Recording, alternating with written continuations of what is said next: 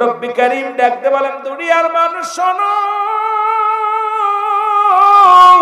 এই জমিনের মধ্যে যা কিছু আছে আমি আল্লাহ সব কিছু চূর্ণ বিচ্ছিন্ন করে দিব। এই জমিনের মধ্যে আমি কিচ্ছু বলতে কিচ্ছু রাখবো না। আল্লাহ পাকের ঘোষণা। আল্লাহ বলে বান্দারে এই জমিনের মধ্যে যত মাটি আছে সমস্ত মাটিগুলো পুড়ে আমি তামা বানায়া দিব। জমিনের মধ্যে যত পানি আছে সমস্ত পানিগুলো আমি আল্লাহ পুড়ায়া ছাই বানায়া দিব। যেদিন কিচ্ছু বলতে কিচ্ছু থাকবে না সেদিন থাকবো শুধু আমি আল্লাহ। কুল্লু মান আলাইহা ফান, সব শেষ করে দিবে কে? আল্লাহ। কে করে দিবে? এত বাড়াবাড়ি কি রে ভাই? সম্পদের পাহাড় করলাম, কার জন্য তুমি ঘুষ খাও, কার জন্য সুদ খাও, কার জন্য তুমি অন্যায় করো রে মন? ছেলে মেয়ে পরিবার পরিজন কেউ তোমার নয়, কার জন্য তুমি অন্যায় পথে পা বাড়াইলা, কার জন্য দুনিয়ার মানুষকে ঠগাইলা?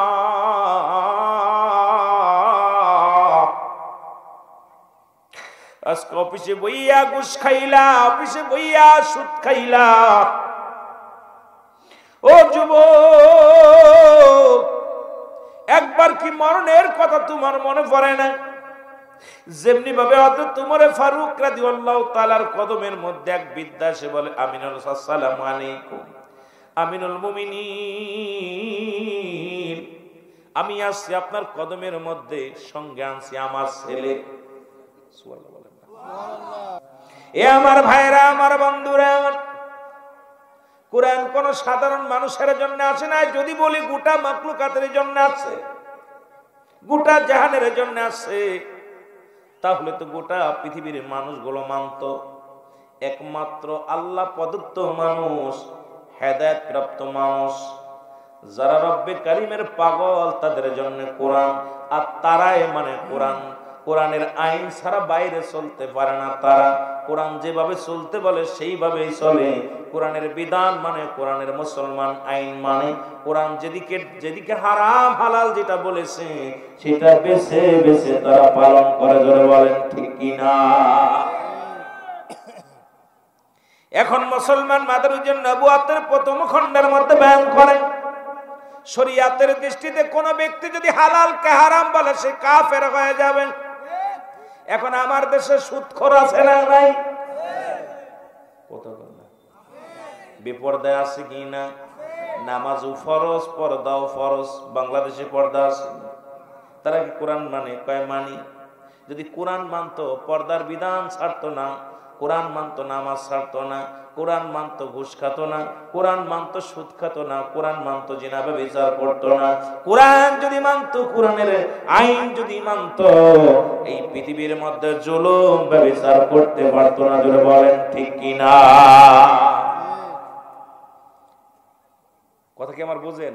ক্লিয়ার? একবার বুঝে নিবেন। কোরআন যদি কোনো ব্যক্তি মানে, সুদ ঘুষ জিনা ব্যভিচার অন্যায় তার দ্বারাই করা সম্ভব। এখন এক সুদখোর যদি বলে আমি কোরআন মানি, মেনে নেওয়া যাবে? কথা বলেন না কেন? আপনারা ভয় পাচ্ছেন? ঘুষখোর যদি বলে আমি কোরআন মানি, ও কি মিথ্যা বলছে না সত্য বলছে? জোরে বলেন। জিনাখোর, গাঁজাখোর, মদখোর, নারীখোর, বেপরদা, কথা কয় না, ও যদি বলে কোরআন মানি, এর মতো বাটফার, এর মতো কাজ্জাব পৃথিবীর মধ্যে নাই। ও যদি মানতো কোরআনে সুদকে হারাম করছে না হালাল করছে? জোরে বলে। ঘুষ, জিনা, জিনা সত্য নাকি? কথা বলে সত্য না মিথ্যা? তাহলে এগুলো যেহেতু করছে, বারণ করছে কোরআন, যা যাবে না। আমি আস্তে আস্তে যাবো আলোচনায়, খুব ধৈর্য ধরে শুনতে হবে। তাহলে বোঝা গেল সুদের মধ্যে জড়িত, ঘুষের মধ্যে জড়িত, জিনার মধ্যে জড়িত, অন্যায়ের মধ্যে জড়িত। এখন ও যদি কোরআন শপথ করে বলে আমি কোরআন মানি, আমি কোটে বড় বাটফার। যে বলেন ঠিক কিনা? আমার মনে হচ্ছে আপনারা আমার কথা বুঝতেছেন না। একটা জুমলায় খবরি, একটা জুমলায় হিংসা। আপনারা অনেক আলেম আছেন, জ্ঞানী মানুষ, বক্তা মনের ভাব প্রকাশ করলে শ্রোতা সহজে বুঝতে পারে, এটাকে বলা হয় জুমলায় খবরিয়া। বক্তায় মনের ভাব প্রকাশ করলে শ্রোতা কোনো কলা কিছু বুঝতে পারে না, এটাকে বলা হয় জুমলায় হিংসা। এখন আমি আমার ভাষা প্রয়োগ করলে আলোচনা করতে আপনাদের না বোঝেন, তাহলে আমার আশা বলা একদমই আমি মনে করি, যেহেতু আমি আগেই বলছি আমি আপনাদের মানুষ, খুলনার মানুষ, খুলনা বিভাগের মানুষ, সুতরাং আপনাদের ভাষা আমি এখনো সারি নাই। বয়না যদিও আমি অন্য ভাষা বলতে পারি, কথা বলতে পারি, ওই চিটাগাঙ্গের ভাষা অন্য ভাষায় যদিও কথা বলতে পারি, আমি আপনার ভাষায়, যেহেতু আমার মাতৃভাষা মাগুরাতে, এটা আমি খুলনার মানুষ, সুতরাং আপনাদের ভাষায় কথা বলতেছি। এরপরে যদি না বোঝেন আমি মনে করবো আমার এটা ব্যর্থতা। কথা বলছেন? কথা বোঝা যাচ্ছে? আওয়াজ দিবেন, জোরে আওয়াজ দিবেন, আলোচনা করে মজা পাবো, আলোচনা করতে মজা পাবো, শুনতে আপনারা মজা পাবেন, আলোচনার মধ্যে তৃপ্তি পাবো। আর যদি আপনি নীরব থাকেন তাহলে তো বুঝতে পারবো না। আমার ভাইয়েরা, আমার বন্ধুরা, আমার আল্লাহ বলেন হাবিব আপনি জানায়া দেন। কি জানায়া দেন? আমি আল্লাহ এক। আল্লাহ কয়জন? আমি সে একটা পাঠ করলাম সূরা ইখলাস। আল্লাহ বলেন আল্লাহু আহাদ আল্লাহুস সামাদ লাম ইয়ালিদ ওয়া লাম ইউলাদ ওয়া লাম ইয়াকুল লাহু কুফুয়ান আহাদ। আল্লাহ বলে হাবিব আপনি জানিয়ে দেন। রব্বি কারীম ডাক দিয়ে বলে হাবিব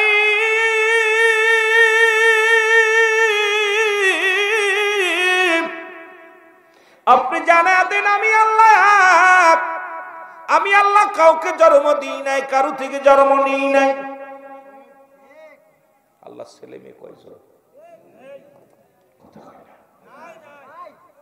সিজদা করব কারে?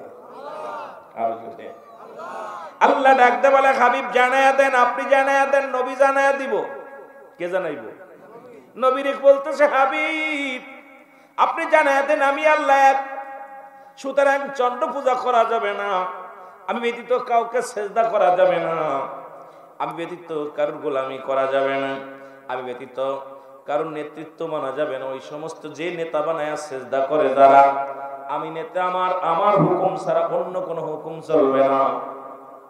আমি যেটা নিষেধ করেছি সেই নিষেধটা মানতে হবে, যেটা আমি তোমাদেরকে করতে বলেছি সেটাই করতে হবে। এই ঘোষণা কার? যেটা বলেন ঘোষণা কার?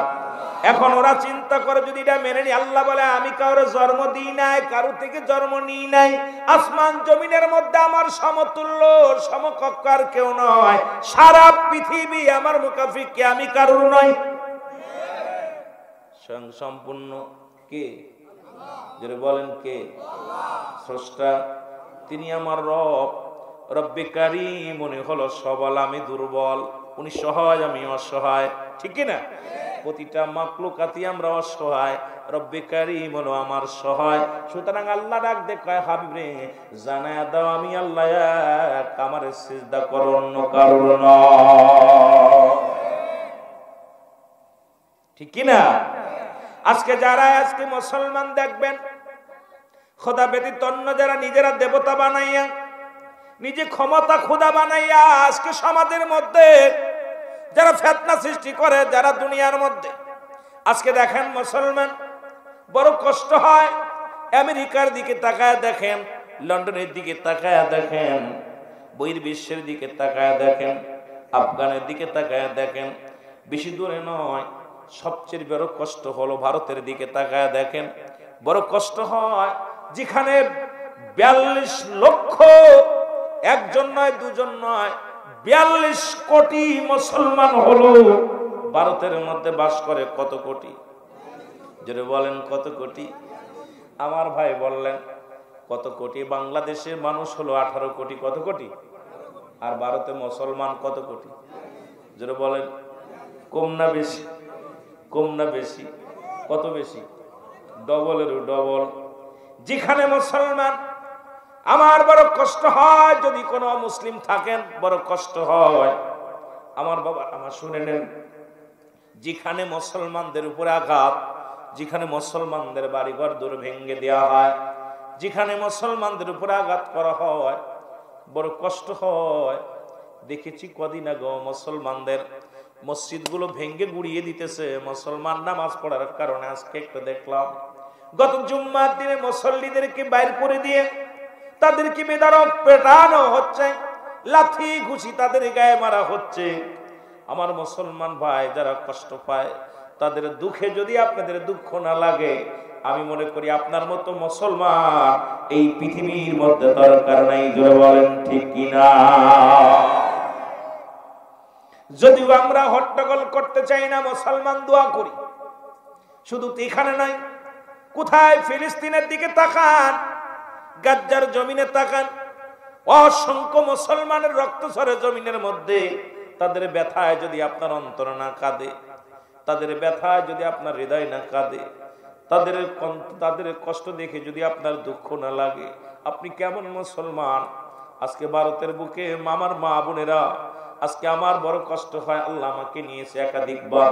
যদিও আগামীকাল ভারতের খোকা সাহেব আসবেন, যদিও ভাই আমি শুনে নেন, ভালো করে শুনে নেন, আমরাও গিয়েছি শুনেলাম, যেখানে মুসলমান বাবারা আমাদের কান্ডা লাগা শোন, যেখানে আমার মা বোনেরা পর্দা করে যাইতে পারে না, যেখানে আমার মা বোনদের উপরে আক্রমণ চালানো হয়, যেখানে মসজিদ আক্রমণ চালানো হয়, সেখানে আমার দেশের এই 18 কোটি মানুষের মধ্যে সীমিত আকারে অমুসলিম আছে, যেখানে মুসলমান অসংখ্য খিঞ্জির জব করে খায়। আরে বাংলাদেশে এখনো বৈষম্য শিকার আমরা আছি। আমরা তো তাদের কিছু বলি না, কারণ তাদেরকেও তো আমরা বৈষম্য আচরণ তাদের সঙ্গে করি না। তারা তো আজকে আমার দেশে অসংখ্য হিন্দু ভাইয়েরা তারা কি জবাই করে, খিঞ্জির জব করে খায়, ও ফ্যান বিক্রি করে। বাংলাদেশের মুসলমান তো তাদের আঘাত করি না, তাদের উপর আক্রমণ করি না, অথচ ভারতের মুসলমান গোস্ত খাওয়ার অপরাধে তাদের থেকে তাদের গর্দান নেওয়া হচ্ছে, তাদের জবাই করা হচ্ছে।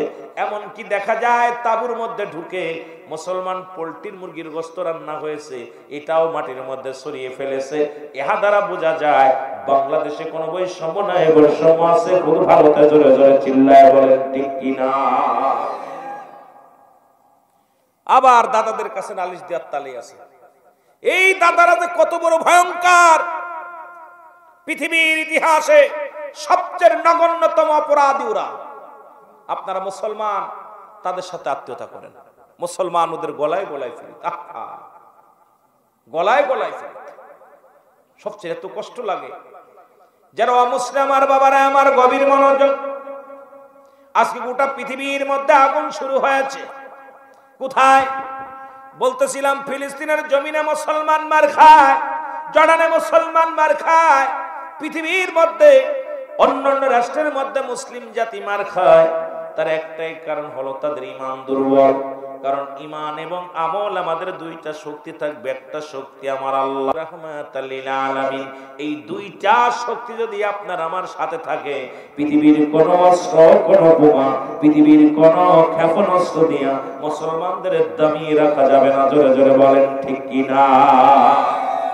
রাসূল বলছে যাওয়ার আগে, আপনারা সবাই জানেন, উলামা ইকরাম ওয়াজ করে যে হুজুর রাসূল পাক সাল্লাল্লাহু আলাইহি সাল্লাম বিদায়ের শেষ, আপনার হিজরতের শেষ সময় বলেছেন, রাসূল বলছে আমি দুইটা জিনিস রেখে গেলাম, একটা হলো কোরআন আর একটা হলো আমার সুন্নাহ। এই দুইটা যদি আঁকড়ে ধরেন, মুসলমানদের তো দুইটা শক্তি হবে। একটা শক্তি আমার আল্লাহ, যখনই আপনি পড়েছেন লা ইলাহা নাই কোন ইলাহ ইল্লাল্লাহু এক আল্লাহ ছাড়া, মুহাম্মাদুর রাসূলুল্লাহ সাল্লাল্লাহু আলাইহি ওয়াসাল্লাম, যখন আপনি পড়েছেন আল্লাহ ছাড়া কোনো মাবুদ নাই, আল্লাহকে পাওয়ার একমাত্র ঠিকানা হলো রাহমাতাল লিল আলামিন। আর এই দুইটা শক্তি যদি মুসলমানদের কাছে থাকে, পৃথিবীর কোন অস্ত্র, পৃথিবীর কোন বোমা বারুদ মুসলমানদের দাবিয়ে রাখতে পারবে না। জোরে বলেন ঠিক কিনা? এই দুইটা আমরা ছেড়ে দিছি আমার বাবারা, আমার গভীর মনোযোগ। এই জন্য আমি আপনাদেরকে বলে যাই, এই দুইটাকে ধরতে হবে। কোরআন এমন একটা জায়গা যেটা পাহাড়ের উপরে নাজিল হলো, কোরআন বলা, পাহাড় বলে আল্লাহ আমার উপরে দিও না, এটা সহ্য করতে আমি পারবো না।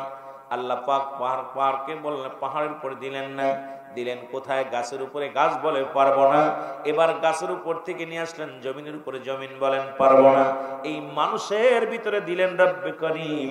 আর মানুষ এই কোরআনটা নিয়ে খেলা শুরু করেছে, কোরআনকে নিয়ে অপব্যাখ্যা, অপভাব, কোরআনকে নিয়ে মুসলমান আজকে তহমাত দেয়া, কোরআনকে নিয়ে কোরআনের ব্যাখ্যা, কোরআনের কিছু মানি কিছু মানি না, কোরআনের কিছু অংশ মানি কিছু অংশ মানি না। কোরআন যে পথে চলতে বলেছে আমরা চলতে পারি না, কোরআন যেভাবে চলতে বলে সেইভাবে চলতে পারি না। আসলে আমাদের বদনসিব, আমাদের কপাল খারাপ, কিছু মানি কিছু মানি না। জোরে বলেন ঠিক কিনা? পাতলা না, হাতের মধ্যে এটা পাহাড় বলছে আল্লাহ আমার দিলে আমি পুড়ে জ্বলে শেষ, এত ওজন আমি সহ্য করতে পারবো না। জমিন বলছে আমিও পারবো না, গাছপালা বলছে আল্লাহ আমারও দিও না, আমিও পারবো না, কারণ এটা বিশাল ওজন।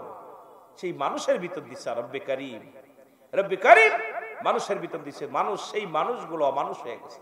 সেই মানুষগুলো কোরআনের প্রতি মহব্বত নাই, হাদিসের প্রতি মহব্বত নাই। দিন এই যে এত বড় মসজিদ, মসজিদে মুসল্লি নাই, মুসল্লির অভাব। কারণ কি? আমাদের ঈমান একেবারে গিয়েছে। জোরে বলেন ঠিক কিনা? আর একটু জোরে বলেন ঠিক কিনা?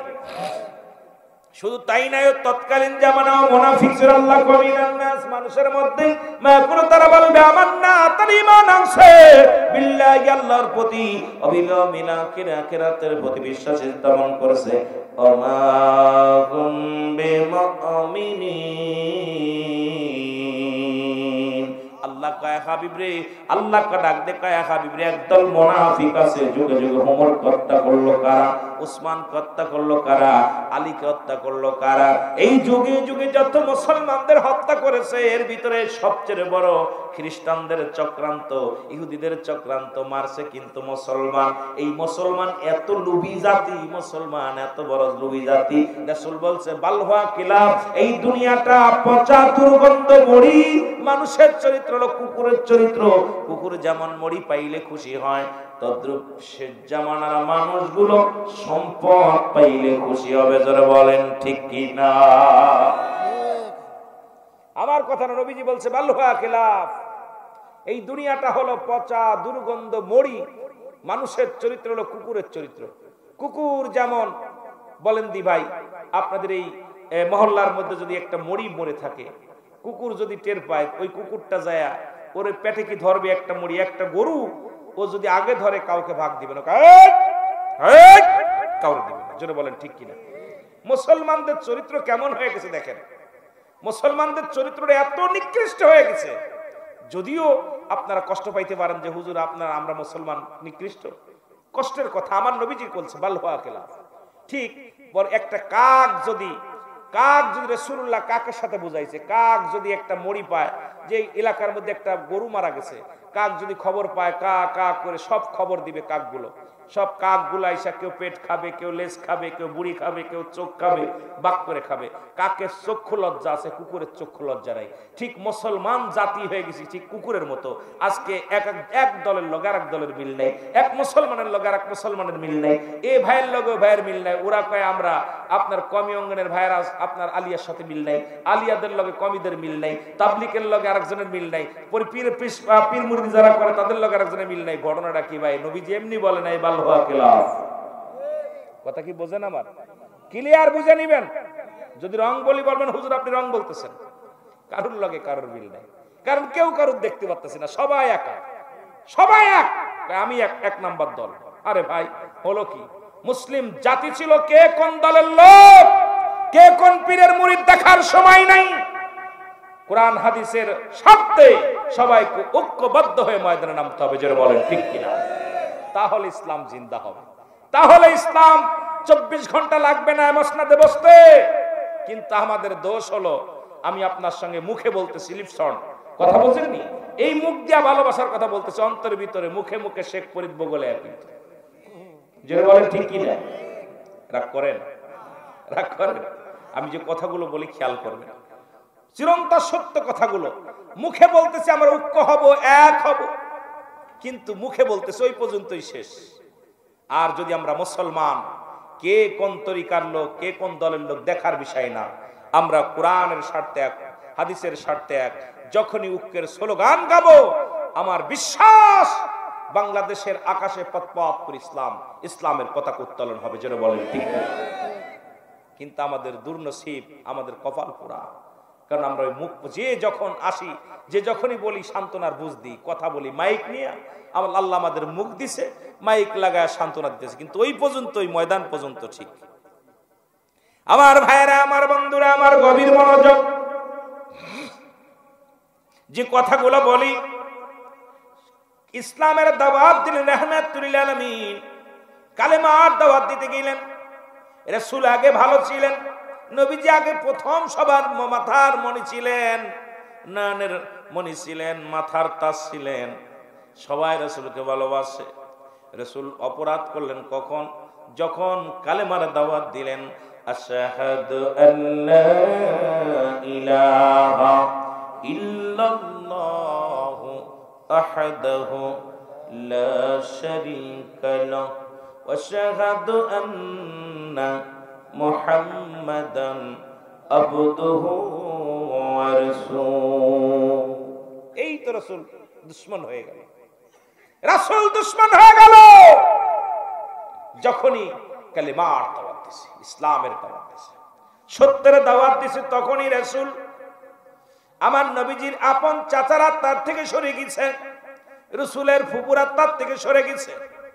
রাসূলের আহলে বায়ত, নবীজির ফুপুর সংখ্যা ছিল 6 জন, 4 জনই রাসূলকে কি করে দিলেন? জুদা করে দিলেন।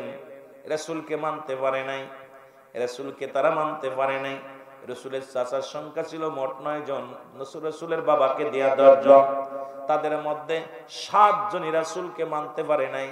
বাকিগুলো সবাই বলছে রাসূল এইবার উল্টা পাল্টা কথা বলা শুরু করেছে। অপরাধ কি? নবী দাওয়াত দিছে লা ইলাহা ইল্লাল্লাহু সাল্লাল্লাহু আলাইহি ওয়াসাল্লাম, জোরে বলেন মারহাবা। অপরাধ হলো এটা, অপরাধ বেশি না। রাসূল তো জমা জমি নিয়ে, টাকা পয়সা ধন সম্পদ নিয়ে কখনো হট্টগোল করেন না। রাসূল আমার নবীজি, আমার সাল্লাকা ইল্লা রাহমাতাল লিল আলামিন, কুল কায়নাতের রহমত, রাহমাতাল লিল আলামিন। নবীজিকে আল্লাহ পাক ধন ভান্ডার তো কম দেয় নাই। রাসূলকে তো যদি চাইতেন, নবীজি বাদশাহ ছিল। আপনারা শুনলে খুশি হবেন, রাসূলুল্লাহ, আমরা অনেকেই বলি নবীজি ওয়াজ করতে যায়, বক্তারা বলি যে নবীজি 70 তালি কাপড় গায়ে দিয়েছে। আমরা বলি না নবীজি পেটে পাথর বাঁধছে। আপনারা কি শুনলে খুশি হবেন? আমার নবীজি একটা কাপড় গায়ে দিয়েছে যার দাম ছিল 42,000 দিরহাম, যা পৃথিবীর কোন রাজা বাদশা পড়তে পারে না। আমার নবী খালি পটিল ওই তালিযুক্ত কাপড় গায়ে দেয় নাই, আমার নবী বাদশারও বাদশা ছিলেন। জোরে বলেন ঠিক কি? আমরা যেই আলেম ওলামা যখনই আপনার ওই নির্বাচনের কথা বলি, হয়তো আপনার আলেম ওলামা যখনই ভোটের কথা বলি, অনেকের গায়ে লাগে, দেখ মৌলবী মানুষ কি দরকার আছে, পীর সাহেব মানুষ দরকার কি আছে, হুজুর মানুষ কি দরকার আছে? আরে আমার নবী বাদশারও বাদশা ছিলেন। রাসূলুল্লাহ দেশ পরিচালনা করছে কি করে নাই? জোরে বলেন, করছে কি করে নাই? আবার রাসূল মেষ চড়াইছে, রাসূলুল্লাহ মাটি কাটছে, মাটি টানছে, রাসূল দেশ পরিচালনা করছে, রাষ্ট্রনায়ক ছিলেন, রাষ্ট্রনায়ক ছিলেন। তবে আমার মতো আপনার মতো নয়, এমন রাষ্ট্রনায়ক ছিলেন। আমার বাবারা, আমার রাসূল একদিন, আমি কথাগুলো বলতে গেলে অনেক কথা এসে যাবে, খেয়াল করবেন। রাসূলের দরবারে 2খানা কবুতরের ছানা আসলেন। রাসূল বললেন, সাহাবীরে বললেন, নিয়ে যাও, এটা রান্না করে আনো। রান্না করলেন, একটা ছানা জবাই করলেন, আর একটা ছানা রেখে দিলেন। নবীজি বললেন, যখন ছানাটা জবাই করে রাসূলুল্লাহর খানা দিলেন, নবীজি বললেন, মাংসের ও গোশতের পরিমাণ এত কম কেন? বলে, হুজুর আগামী কালকের জন্য রেখে দিয়েছি। আমার নবী বলেন, আগামী দিন কি বাঁচবে তুমি কোনো গ্যারান্টি দিতে পারবা নি। আজকে রাজনীতি করি আর পেটনীতি করি, যাকে দিয়া বুথ খেদাইব তারে যদি বুথি ধরে, মুসলমান সব বাড়ি গাড়ি পৃথিবীর মধ্যে ধন সম্পদের পাহাড় গড়লাম, আজকে আর একজন আমার প্রতিবেশী না খেয়ে আছে। আমার রাসূল বলছেন, মুসলমান শুনে নাও, এ আমার ভাইরা, আমার বন্ধুরা, আমার গভীর মনোযোগ দেবে, কান্ডা লাগা শোনো। আমার বাবারা, আমার কোরআন কি বলে? কুল্লু মান আলাইহা ফান। আল্লাহ কয়, বান্দারে, এই পৃথিবীর মধ্যে যা কিছু আছে সব কিছু আমি চূর্ণ বিচ্ছিন্ন করে দিব। রব্বি কারীম ডাকতে বলেন, দুনিয়ার মানুষ শোনো, এই জমিনের মধ্যে যা কিছু আছে আমি আল্লাহ সব কিছু চূর্ণ বিচ্ছিন্ন করে দিব। এই জমিনের মধ্যে আমি কিচ্ছু বলতে কিচ্ছু রাখবো না।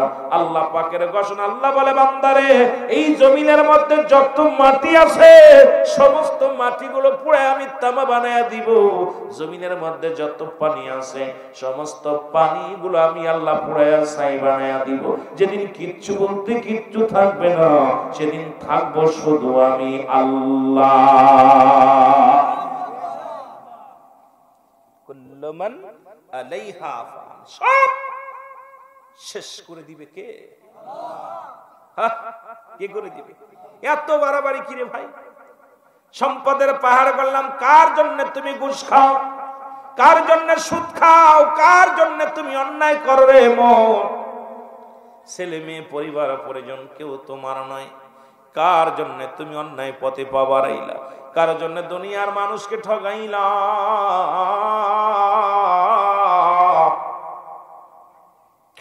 আজকে অফিসে বইয়া ঘুষ খাইলা, অফিসে বইয়া সুদ খাইলা। ও যুবক, একবার কি মরণের কথা তোমার মনে পড়ে না? যেমনি ভাবে হযরত ওমর ফারুক রাদিয়াল্লাহু তাআলার কদমের মধ্যে এক বৃদ্ধা এসে বলে, আমিনুল আসসালামু আলাইকুম, আমিনুল মুমিনিন, আমি আসছি আপনার কদমের মধ্যে, সঙ্গে আনছি আমার ছেলে। সুবহানাল্লাহ বলেন না? সুবহানাল্লাহ। কি আনছি? ছেলে আনছি, আমার ছেলে আনছি। খলিফা হযরত ওমর ফারুক রাদিয়াল্লাহু তাআলা উনি দাঁড়াইলেন, দাঁড়া বললেন, বাবা তোমার সন্তান আসছো আমার কদমের মধ্যে আনছো, কিসের জন্য আনছো? বলে, হুজুর আমার ছেলের বিচার করার জন্য আমি আনছি। যেহেতু ছেলে বড় হয়ে গেছে, এই ছেলেকে আমি যদি বিচার করি, তার যদি আমি শাসন করি, ছেলেটা আমাকে ভুল বুঝতে পারে, আর আমার কথা মানেও না, ভালো মতো শোনে না। আজকে অসংখ্য পিতা, আমি বড় বড় দিনের কথা বলি, বড় অন্যায় ভালো ভালো নীতির কথা বলি, কিন্তু অন্যায়কে সাপোর্ট করি। আমাদের সমাজ ওই দুর্নীতিটাকেই, ঠিক কিনা? খলিফা হযরত ওমর ফারুক রাদিয়াল্লাহু তাআলা ডাক দিয়ে বলে, বিদ্যা তুমি তোমার সন্তান আনছো, কিসের জন্য আনছো বলো?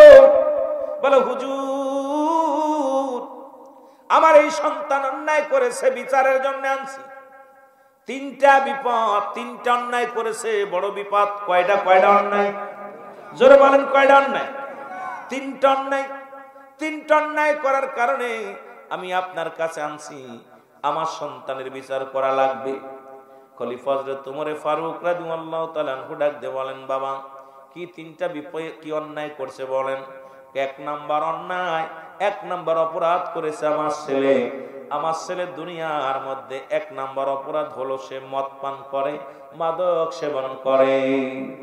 এক নাম্বার হলো আমার সন্তান মাদক সেবন করে। আজকে আপনাদের ছেলে মেয়ে মাদক সেবন করে কি করে না? জোরে বলেন, করে কি করে না? ছেলে ত্যায্য করেছেন কোনদিন? ছেলে যখন মসজিদে আসে না, ত্যায্য করে দেন। এক ওয়াক্ত নামাজ কাজা দিলে মুসলমান 80 হুতবা পরিমাণ জাহান্নাম, যার এক হুতবা পরিমাণ হলো 2,88,00,000 বছর। এই যে ছেলে যখন নামাজ ছেড়ে দিল, ফজরের নামাজ, সেই ছেলেকে কেমনে আপনি খাবার দেন? যে ছেলে ফজরের নামাজ পড়ে নাই, খাবার বন্ধ করে দেন। যে ছেলে জোহরের নামাজ পড়ে নাই, বাড়ি থেকে তাড়াইয়া দেন। যে ছেলে আপনার সন্তান যখন মুসলমান মাগরিবের নামাজ পড়ে নাই, ঈশার নামাজ পড়ে নাই, তারে ঘরে জায়গা দিয়েন না, বাড়িতে জায়গা দিয়েন না। আপনার মেয়ে বেপরদায় চলাফেরা করে, তারে আপনি কি করে দেন? ত্যায্য করে দেন। এই জায়গা গেলেই বুঝি কষ্ট লাগে। ছেলে জিনা ব্যভিচার করেছে, ছেলেকে আপনি ত্যায্য করে দেন। অথচ ভালো টাকা খরচ করে আমরা কি বেহায়ে পানা, বেহায়ের বিলজ্জাতি বাবা মা আমরা জানেন না, আমরা সেই সন্তান ঘুষখোর জিনাখোর সন্তানদের পক্ষ নিয়ে উকিল ধরি, বড় বড় উকিল ধরি, মুসলমান জজ করে চলে যায়, হাই করে চলে যায়, ফৌজদারি করে চলে যায়। কিন্তু একবার কি চিন্তা করেছে আমার সন্তান অন্যায় করেছে, এই অন্যায়কে আমি সাপোর্ট করব না, একে সাপোর্ট দেওয়াই মানে আমি ইসলাম থেকে দূরে সরে থাকা। জোরে বলেন ঠিক কিনা? আমার ভাইরা, আমার বন্ধুরা, আজকে বাংলাদেশের প্রতিটা প্রত্যন্ত অঞ্চলে গাঁজা, মদ, ইয়াবা, ফেন্সিডিল, এরপরে কিছু না হলেও গাঁজা এমন ভাবে ধরেছে, আপনাদের মহল্লা কেমন জানি না, তবে অল বাংলাদেশ আমার মনে হয়। কারণ মিয়ানমারের এই যে সমস্ত ভাইরা, আমার যে সমস্ত রোহিঙ্গারা আছে, এরা আসার পর আমার দেশে মাদকের ব্যবসাটা একটু জমজমাট শুরু হয়ে গেছে। কারণ আপনারা তো এদিকে আছেন, ভালো জানেন না, চট্টগ্রাম অঞ্চলে ছোট্ট ছোট্ট মাসুম বাচ্চাগুলো এখন তাদের হাতে ইয়াবার ট্যাবলেট পাওয়া যায়, তাদের হাতে গাজার টুপলা পাওয়া যায়। কারণ ওই দেশ থেকে যারা আসছে আমার দেশটারে নষ্ট করার জন্যে, যদিও মানবতার কারণে, যদিও মানবিক দিক দৃষ্টিতে আমরা তাদেরকে রেখেছিলাম, বর্তমান অবস্থা কিন্তু আমাদের এমন অবস্থা হবে। আমি এখন যারা আছেন উপদেষ্টা ভাইয়েরা শুনে নেন, আপনাদেরকে বলে যায় আজকে এই মাহফিল থেকে আমি আপনাদেরকে জানিয়ে দিয়ে যাই যে সরকারি আসুকেই ভুল করা যাবে না। ওই যে ফিলিস্তিনের অবস্থা, ফিলিস্তিন ছিল মুসলমান, শোনো, ইসরায়েল ছিল একটা যাযাবর, ফিলিস্তিন ছিল একটা মুসলিম রাষ্ট্র। ওই মুসলিম রাষ্ট্র যখন ওই মুসলমান, শোনো, ওরা যখন আসলো এদের কাছে বাড়ি ছিল না, জায়গা ছিল না, জমি ছিল না, ভিটা মাটি ছিল না। মানবিক দিক তাকায়া ইসরায়েলকে জায়গা দিয়েছিল ফিলিস্তিন, তাদের খাবার জায়গা করেছে, বসার জায়গা করেছে, বাড়ি ঘর দূর করেছে। আজকে সেই ইসরায়েলের জানোয়াররাই ফিলিস্তিনের উপর আক্রমণ করতেছে। আজকে আমার দেশে 11 লক্ষ রোহিঙ্গা প্রবেশ করেছিল, সেখান থেকে প্রায় কোটিতে ধরতে চললো এখন বর্তমান। কারণ প্রতি বছর তারা এত পরিমাণ সংখ্যা বাড়াইতেছে, কারণ ওরাও এক সময় আমাদের বাংলাদেশের উপরে আক্রমণ চালাইবে। অতি ফাঁস করে আবর্জনা সরানো লাগবে, জোরে বলেন ঠিক কিনা? আমি গুনাহগার বলে যাচ্ছি, শুনে রাখেন, লিখে নেন। ফিলিস্তিন ছিল স্বাধীন রাষ্ট্র। মানবিক দিয়া ফিলিস্তিনের জমিনে অসংখ্য নবী আছে, অসংখ্য নবীর মাজার আছে, বাইতুল আকসা। বড় আমার বাবারা, এই আমার ফিলিস্তিনের জমিনে মুসলমানদের ছিল দয়া মায়া। তখন ওই ইসরায়েলেরা এসে তারা বাড়ি ঘর তারা হারিয়ে, সব হারিয়ে, কুলকিনারা হারিয়েছে, তখন জায়গা চেয়েছিল ফিলিস্তিনের কাছে। ফিলিস্তিন তাদেরকে সাহায্য করেছিল। সাহায্যের পরিণাম হলো এখন তারা রক্ত দিয়ে শোধ করতে হচ্ছে। জোরে বলেন ঠিক কিনা? জোরে বলেন ঠিক কিনা? আমার দেশে আবর্জনা ঢুকায় দিয়ে গেছে। এই আবর্জনা 11 লক্ষ আবর্জনা ঢুকছিল। আর এই আবর্জনা যদিও কোরআন, আপনার কোরআনের আছে, কোরআনের ভিতরে সূরা ইসের ভিতরে আমি বলতেছি সূরা 6 নম্বর আয়াত, সূরা আমি আয়াতটা বলতেছি একটু পরে, আপনাদেরকে আমার স্মরণে আসতেছে না, যে আল্লাহ পাক নিজে ঘোষণা করছে যে হাবিব আপনার কদমের মধ্যে যদি কোনো, আমি আজ অর্থটা বলতেছি, যে হাবিব আপনার কদমের মধ্যে যদি কোনো মুসলিম প্রবেশ করে আপনি তাদেরকে সর্বপ্রথম বসতে দেন। যদি আপনার কাছে সাহায্য চাই সাহায্য দেন, নিরাপত্তা চাইলে নিরাপত্তা দেন, নিরাপদ স্থানে পৌঁছায় দিতে বললে পৌঁছায় দেন। ঘোষণা হলো আল্লাহ। সেই মানবিক দিক দিয়া বাংলাদেশে মুসলিম রাষ্ট্র আমরা জায়গা দিয়েছিলাম, কিন্তু এখন যে অবস্থা, তারা আসা পর এমন ভাবে আমাদের দেশে আপনার মাদক ঢুকিয়ে দিছে, এমন ভাবে আপনার জিনা ব্যভিচার অন্যায় ঢুকিয়ে দিছে, যা এখন কল্পনা করার বিষয়, যে কল্পনাও আসতেছে না যে কিভাবে আমাদের ক্ষতি করতেছে আমার সমাজটা। সূরা তাওবা 6 নম্বর আয়াত। কত নম্বর? আপনি খোলেন, খুলে দেখেন, খুলে দেখেন। কারণ আমি আপনাদেরকে বলবো, যেগুলো আমি দলিল ছাড়া কথা বলতে রাজি না, আপনার কোরআন হাদিসের বাইরে কথা বলে আমি ফিতনা বাঁধাইতে আসি নাই। কারণ আপনি দেখবেন খুলে সূরা তাওবা 6 নম্বর আয়াত, আল্লাহ বলতেছেন, হাবিব আপনার কদমের মধ্যে যদি কোনো অমুসলিম প্রবেশ করে সর্বপ্রথম বসতে দিবেন, সাহায্য চাইলে সাহায্য দিবেন, নিরাপত্তা চাইলে নিরাপত্তা দিবেন, নিরাপদ স্থানে পৌঁছে দিবেন পৌঁছায় দিবেন। আমরা ওই ফিলিস্তিন যেমন কোরআন মানতে যায়, কোরআনের আইন মানতে যায়, ওই ইসরায়েলকে জায়গা দিয়ে আজকে বিপদ। আমার বাংলাদেশের রোহিঙ্গাদেরকে ঢুকাইয়া আমার দেশের যারা ছিল বড় বড় রাঘব বোয়াল, তারা ফায়দা লুটে নেছে বিদেশ থেকে, কোটি কোটি টাকা হাতিয়ে নিচ্ছে। জোরে বলেন ঠিক কিনা? এদের জন্য বিমান ভরে খাদ্য আসছে, বিমান ভরে টাকা আসছে, এগুলো হাতিয়ে নিয়ে গেছে। কথা বুঝেন? এগুলো হাতিয়ে নিয়ে গেছে। তাদের পকেট গরম হয়েছে, বাড়ির মালিক হয়েছে, গাড়ির মালিক হয়েছে, আর আমার দেশের সম্পদ বাইরে পাচার করেছে। কিন্তু আমরা সাধারণ জনগণ পেয়েছি কি? পেয়েছি গাঁজা, পেয়েছি কি মদ, পেয়েছি কি ইয়াবা ট্যাবলেট, পেয়েছি কি জিনা ব্যভিচার অন্যায়। জোরে বলেন ঠিক কিনা? যদিও শুনতে খারাপ লাগে, খেয়াল করবেন, সত্য সবসময় সত্যই থাকবে। হয়তো আজ হোক, না হয় কাল হোক, আপনাদের জ্ঞান আসবে, তখন বলবেন রুহুল আমিন সাহেব কথাটা বলে গেছিল, চিরন্তর সত্য। যেটা আমি বাংলাদেশের প্রত্যন্ত অঞ্চলে বেড়াই, যে অবস্থা দেখতেছি আজকে সমাজ জাতি অবস্থা খুব খারাপ। খলিফা হযরত উমর ফারুক রাদিয়াল্লাহু তাআলা আনহু ডাক দিয়ে বলেন, যুবক তুমি কি মাদক সেবন করো? বলে জি। বলে তুমি কি জানো না এটা হারাম? বলে হুজুর আগে জানতাম না, এখন জানলাম। বলে এরপরে কি অপরাধ করেছে? বলে 2 নাম্বার অপরাধ। হুজুর 2 নাম্বার অপরাধ, আমার ছেলে জিনা করেছে। জোরে বলো নাউজুবিল্লাহ। জিনা করা কি জায়েজ না হারাম? আরো জোরে বলেন। জিনা করা হারাম। বলে হুজুর আমার সন্তান জিনা করেছে, বিচার চাই। হযরত উমর ফারুক বললেন, জিনা তো বড় অপরাধ, জিনার পরিমাণ শাস্তির বিধান হলো পৃথিবীর মধ্যে যদি কোনো যুবক যুবতী, যদি কোনো অবিবাহিত নারী, অবিবাহিত পুরুষ, এ বাবারা সবাই লিখে নেন, ভালো করে জেনে নেন, অবিবাহিত নারী, অবিবাহিত পুরুষ যদি জিনা করে, জিনার শাস্তির বিধান হলো 100 ডুরা মারো তার গায়ের মধ্যে। সেই ডুরা মারা পর যদি সে মারা যায়, কয়েকটা ডুরা মারা পরে যদি মারা যায়, মারা যাওয়ার পর তাকে গোসল করাও, গোসল করায় তারে কাফন পরাও, কাফন পরায় দাফন দাও, জানাজা পড়াও, জানাজা পড়ায় দাফন দিতে হবে।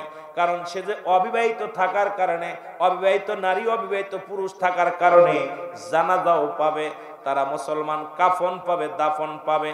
বাকি বেতের আঘাতগুলো কবর উপরে মারতে হবে যদি মুসলমান। শুনে নাও আমার ভাইরা, এটা হলো ইসলামের বিধান। একটা বিচার যদি আপনাদের এই জমিনের মধ্যে হতো, আল্লাহর কসম করে বলি, আমার দেশ থেকে জিনা ব্যভিচার চিরতরে পালায়া যেত। জোরে বলেন ঠিক কিনা? এবার বিবাহিত যে সমস্ত নারী পুরুষ জিনা করতেছে, জিনা আজকে অসংখ্য জিনা, বাড়ির মধ্যে জিনা। আমার দেশের ভাইরা বিদেশে বাড়ি দিয়েছে, আমার বোনেরা বাড়ি থেকে অন্য পুরুষের আসক্ত হয়ে গেছে, জিনা ব্যভিচারের মধ্যে ঢুকে গেছে।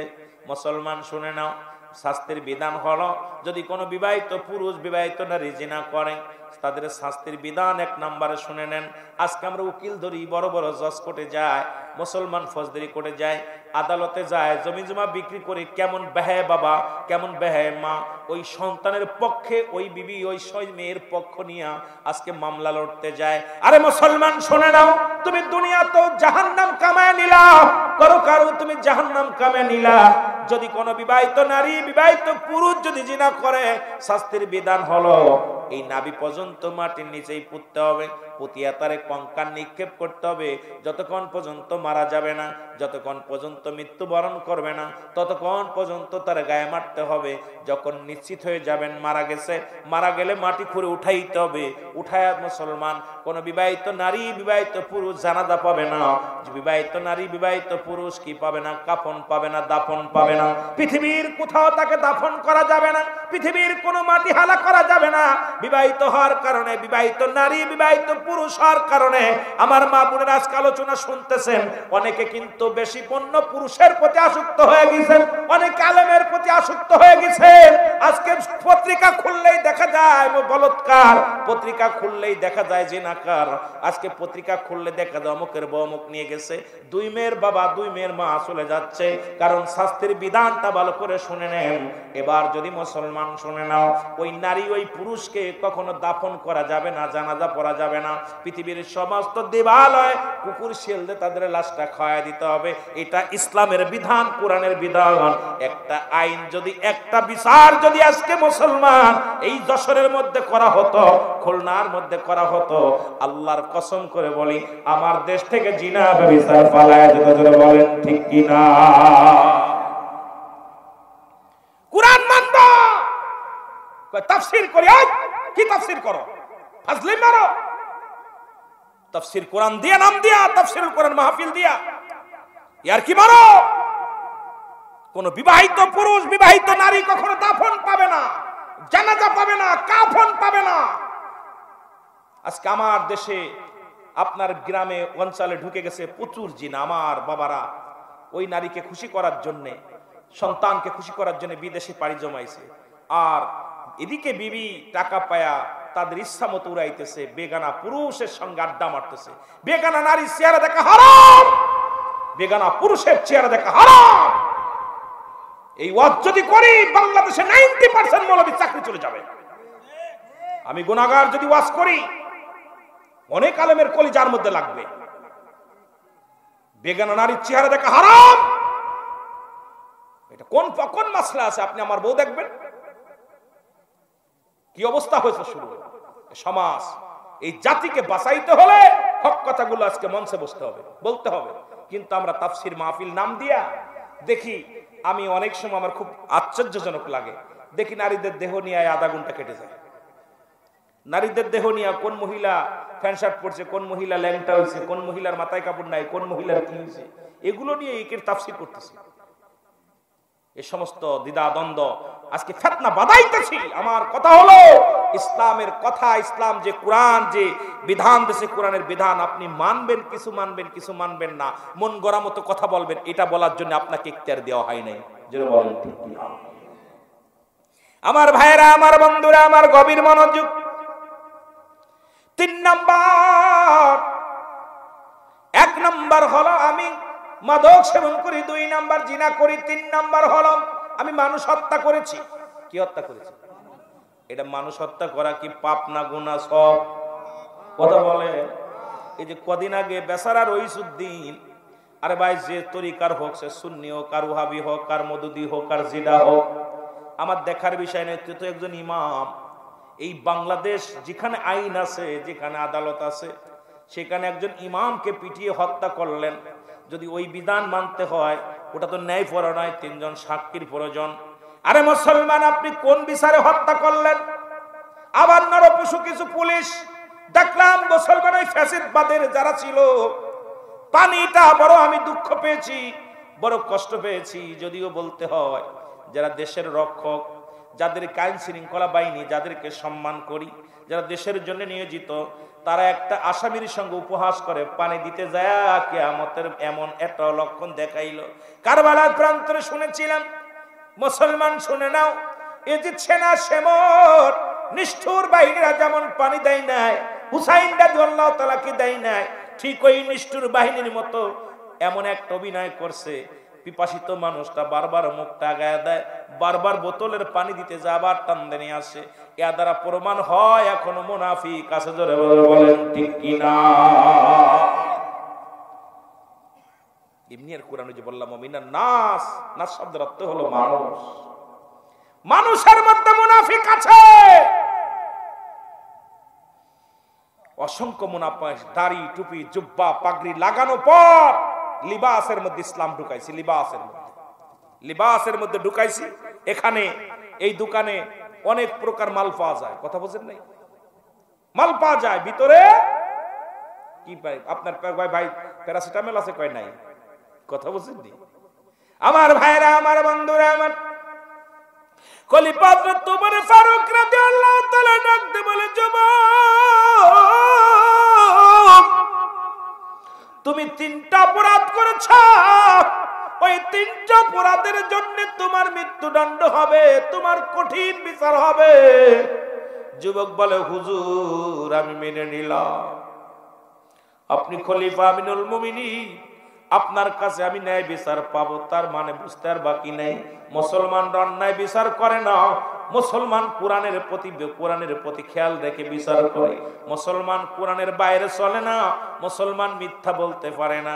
যদি মুসলমান মিথ্যা বলতে পারত রে মুসলমান, শুনে নেন শেরে বাংলা একে ফজলুল হকের আমার বাংলাদেশের এই ব্রিটিশের আমলে মুরব্বীরা আছে, একটা কথা বলে যায়। ব্রিটিশের আমলে একটা বই লেখলো, ভারতের এক কবি লেখলেন বন্ড নবীর নীল নকশা। এই বইটা যখন লেখলেন মুসলমান, দাম হলো তৎকালীন জামানায় 1 আনা। এই বইটার দাম হলো 1 আনা, এমন ভাবে বিক্রি হওয়া শুরু হলো, সবাই বইটা কেনে, বন্ড নবীর নীল নকশা। নাউজুবিল্লাহ বলো না, আরো জোরে। এই বইটা কেনার জন্য মানুষ পাগল হয়ে গেলেন। এক যুবক আশিকে রাসূল, কোরআনের পাখি, ওই বইটা কিনে দেখে বইয়ের মধ্যে লেখা আছে নবীজিকে নিয়ে কটূক্ত করে কথা। সঙ্গে সঙ্গে বইটা বাড়ি আনলেন, বাড়ি এনে মাকে ডাকতে বলে, মা, ও মা, আমার নবীকে ভণ্ড বলে না, আমার নবীকে কাজ্জাব কয় না, আমার নবীকে প্রতারক বলে না। মা গো, যে নবীরে না বানাইলে আল্লাহ পাক কিছু বানাইতো না, যে নবীর ওসিলায়, যে নবীজির খাতিরে নাজাত পাবো, সেই নবীর বিরোধিতা করে এমন কিছু লেখলো গো মা। মা গো, তোমার গর্ভে আমি ছিলাম, মা গো, তোমার দুধ খেয়ে আমি মা বড় হয়েছি। ও মা, তুমি দোয়া করো যে আমার রাসূলকে নিয়ে কটূক্ত করেছে, আমি যেন চিরতরে তারে বিদায় করে দিতে পারি। মা, মার কাছ থেকে শপথ করে মা বললেন, যা বাবা, তোরে বিদায় করে দিলাম, যা বাবা, ইসলামের জন্য তোরে কোরবানি করে দিলাম। যিনি আমার রাসূলকে নিয়ে, যিনি আমার ইসলামকে নিয়ে কটূক্ত করেছে, যা তাকে চিরতরে বিদায় করে দিয়া। সন্তান পাঞ্জাবি গায়ে দিলেন। তৎকালীন জামানায় বেশিরভাগ হিন্দু মুসলিম খ্রিস্টান সবাই পাঞ্জাবিটা বেশি পড়তেন, লুঙ্গি ধুতি, ধুতি আর পাঞ্জাবি। মুসলমান শোনো, এবার পাঞ্জাবিটা গায়ের মধ্যে দিয়ে তরবারি একটা ছুরি নিলেন, নিয়ে লুকায় চলে গেলেন, ব্রিটিশের চলে গেলেন। কার বাড়ি? কবির বাড়ি। কবির বাড়ি যে ডাক দেয়, কবি সাহেব বাড়ি আসনি। কবি ভিতর থেকে বাইরে আসলেন, কয় বাবা তুমি ডাকছো কেন? বলে এই বইটাকে আপনি লেখছেন? বলে হ্যাঁ।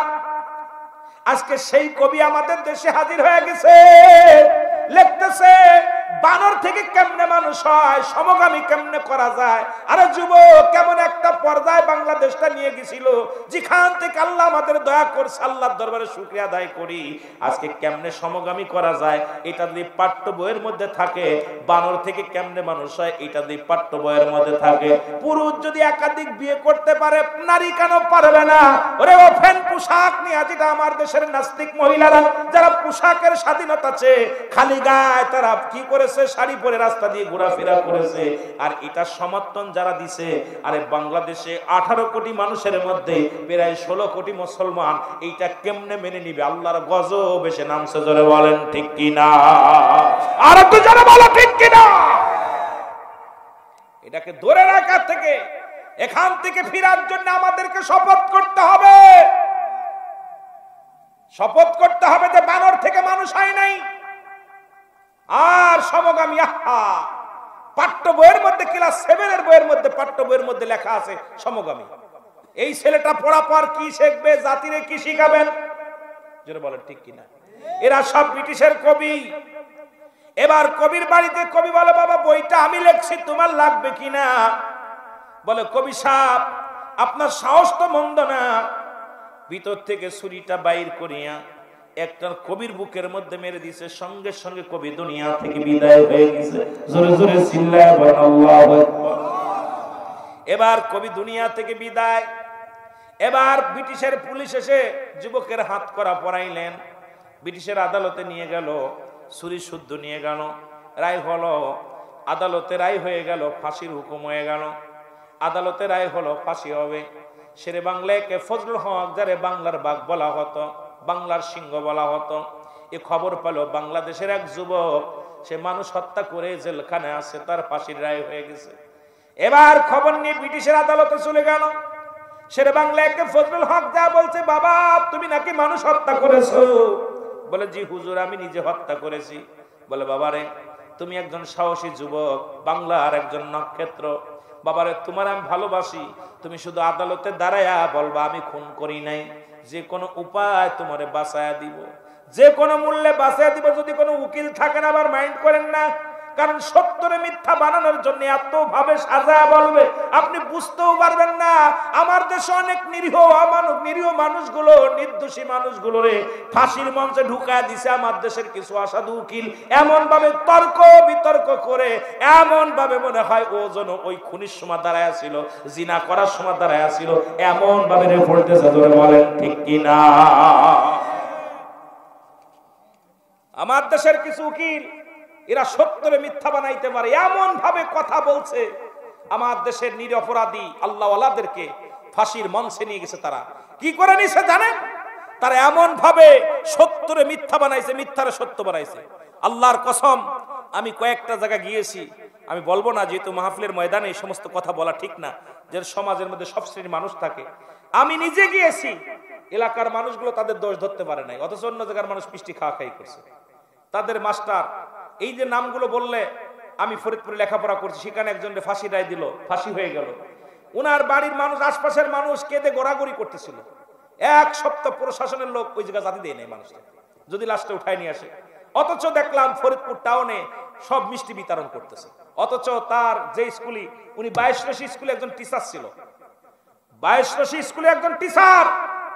আমি তাকে চিনি, আল্লাহ আমাকে তার সাথে কথা বলার সুযোগ দিছে, তার সঙ্গে দেখা করার সুযোগ দিছে। এত ভালো মনের মানুষ ছিল, গরিব ছাত্রদেরকে জীবনে পড়ায় টাকা নিয়ে নেয়। 22 হাই স্কুলের শিক্ষক ছিল। এখন নামগুলো বললে হয়তো আপনারা বলবেন হুজুর নামটা বললেন, নামটা বলা পরও আপনারা চিনবেন 22 আপনার বাসান, আপনার কিরা সেই বাসানের চরে বাড়ি, নাম হলো একটা নাম, একটা বলেই যে নামটা কাদের মোল্লার কথা বলতেছিলাম। জুনার শিক্ষক মানুষ, এত ভালো একজন শিক্ষক ছিল, কিন্তু পলিটিক্স জানার কারণে তাকে ফাঁসির মঞ্চে যাওয়া লাগলো। আপনি জানেন আজকে যারা ছিল, আজকে যারা ওই গণজাগরণ মঞ্চের বড় বড় কথা বলছে, কোথায় তারা? এমন যারা জীবনে কিছু জানে, ল্যাংটা হয়ে এমন ভাবে স্লোগান দিছে, এমন ভাবে কথাবার্তা বলেছে যা শুনলে বমি আসে। আমার মেয়ে, আপনার মেয়ে ল্যাংটা হয়ে স্লোগান দিছে, কোনো প্রতিবাদ করতে পারি নাই কেউ। জোরে বলেন ঠিক কিনা?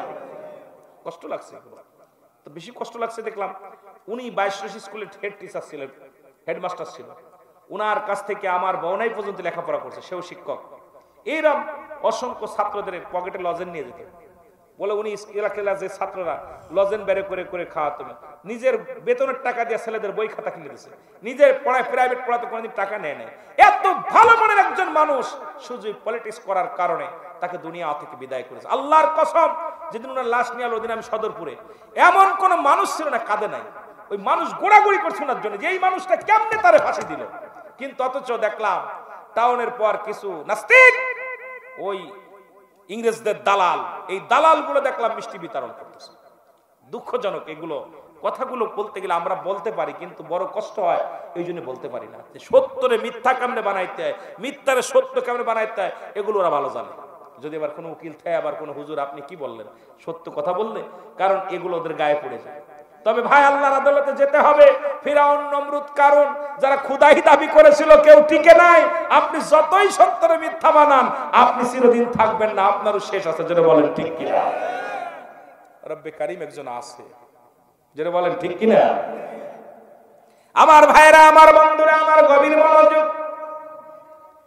এবার আদালতে ছেলে যুবক ডাকতে বলে, হুজুর আপনি কে? বলে, বাবা আমি বাংলার সিংহে, বাংলায় কে ফজলুল হক। বাবা তুমি আমারে চেনো না? বলে, আমি আপনার নাম শুনেছি, দেখি নাই, তবে আপনারে দেখে আমি সৌভাগ্য, আমি ভাগ্যবান, আমি দেখেছি আপনারে। বলে, বাবা মিথ্যা কথা বলবা, আমি খুন করি নাই, বাকিটা আমি দেখবো। এবার যুবক ডাকতে বলে, হুজুর আপনি ভুলে গেছেন, আপনি কি জানেন না আমি একজন মুসলমান, আমার মা মুসলমান, আমার বাবা মুসলমান, আর মৃত্যুর ভয় আমি মুসলমান হয়ে কোনোদিন মিথ্যা বলতে পারবো না, আপনি এটা জেনে রাখেন। যদি ফাঁসি হয়, ওই যে যে দেখছেন, ওই যে যে ছুরিখানা, ওই ছুরি দিয়ে আমি হত্যা করেছি উকিলকে, এটা আমার নিজ হাতে হত্যা করেছি, আমার জবান দিয়ে মিথ্যা বলা সম্ভব নয়। ইয়া দ্বারা প্রমাণ হয় মুসলমান কখনো মিথ্যা বলতে পারে না। জোরে বলেন ঠিক কিনা? আর আমরা তো মিথ্যা এখন কারখানা, সমস্ত পাপের মা হলো মিথ্যা। সেই মিথ্যা ছাড়া চলতেই পারি না, মিথ্যা কথা ছাড়া চলতেই পারি না। অথচ যুবক বলতেছে, হুজুর আপনি উকিল, আপনি কি ভুলে গেছেন আমি মুসলমান, আমি মুসলমান, আমি মিথ্যা বলতে পারি না। সুবহানাল্লাহ বলেন। আদালতে দাঁড়ানো হলো। আদালতে দাঁড়ায় উকিল জিরা কাটে, শেরে বাংলাকে ফজলুল হক ডাকতে বলে, মহামান্য আদালত, আমার মক্কেল খুন করে নাই, ব্রেনের সমস্যা, মাথায় সমস্যার কারণে এলোমেলো কথা বলে। যুবক ডাকতে বলে, মহামান্য আদালত, আল্লাহর কসম, সেই সত্যের কসম করে বলি, ওই যে সামনে যে ছুরিটা আছে, ওই ছুরি দিয়ে আমি নিজ হাতে আমি তাকে হত্যা করেছি। কারণ আমি কোনো মানুষ হত্যা করি নাই, একজন দুশমনের রাসূল, একজন ইসলাম বিরোধী, একজন কোরআন বিরোধী, একজন দুশমনকে আমি চিরবিদায় করে দিয়েছি। জোরে জোরে চিল্লায়া বলা যাবে না মারহাবা। নিজের মুখে যখন স্বীকার করছে আসামি, তখন কি আর রায় বলল আগামী শুক্রবারে ফাঁসি হবে, ফাঁসির মঞ্চে যাবে। বুধবারে, বৃহস্পতিবারে বলতেছে, বাবা তোমার কিছু চাওয়া আছে? জেল পুলিশ জেলার যে বলতেছে, বাবা তোমার তো ফাঁসি হবে আগামী দিন, তা তোমার কিছু খাইতে মনে চায় বা কিছু দেখতে মনে চায়? বলছে, আমার একটা পরাণে চেয়েছে, সেটা পারবেন দিতে? বলে, কি? আমি আমার দুঃখিনী মা, যে মায়ের গর্ভে আমি 10 মাস 10 দিন ছিলাম, যে মার কাছে জন্ম নেওয়ার পর আমি সত্য বলা শিখেছি, আমি জীবনের শেষ রাতটা, যেহেতু আগামীকাল ফাঁসি হবে, আজকে রাতই আমার শেষ, আমি আমার মার বুকের মাথা রেখে, আমার মার কোলে মাথা রেখে একটা রাত ঘুমাতে চাই, আমাকে কি সুযোগটা দেওয়া যাবে? মহামান্য আদালত রায় পাশ করলেন। জেলার যে বললেন, হুজুর যুবকটাতে একটা রাত তার মার বুকে ঘুমাইতে চায়। বলে, যে দেওয়া হলো।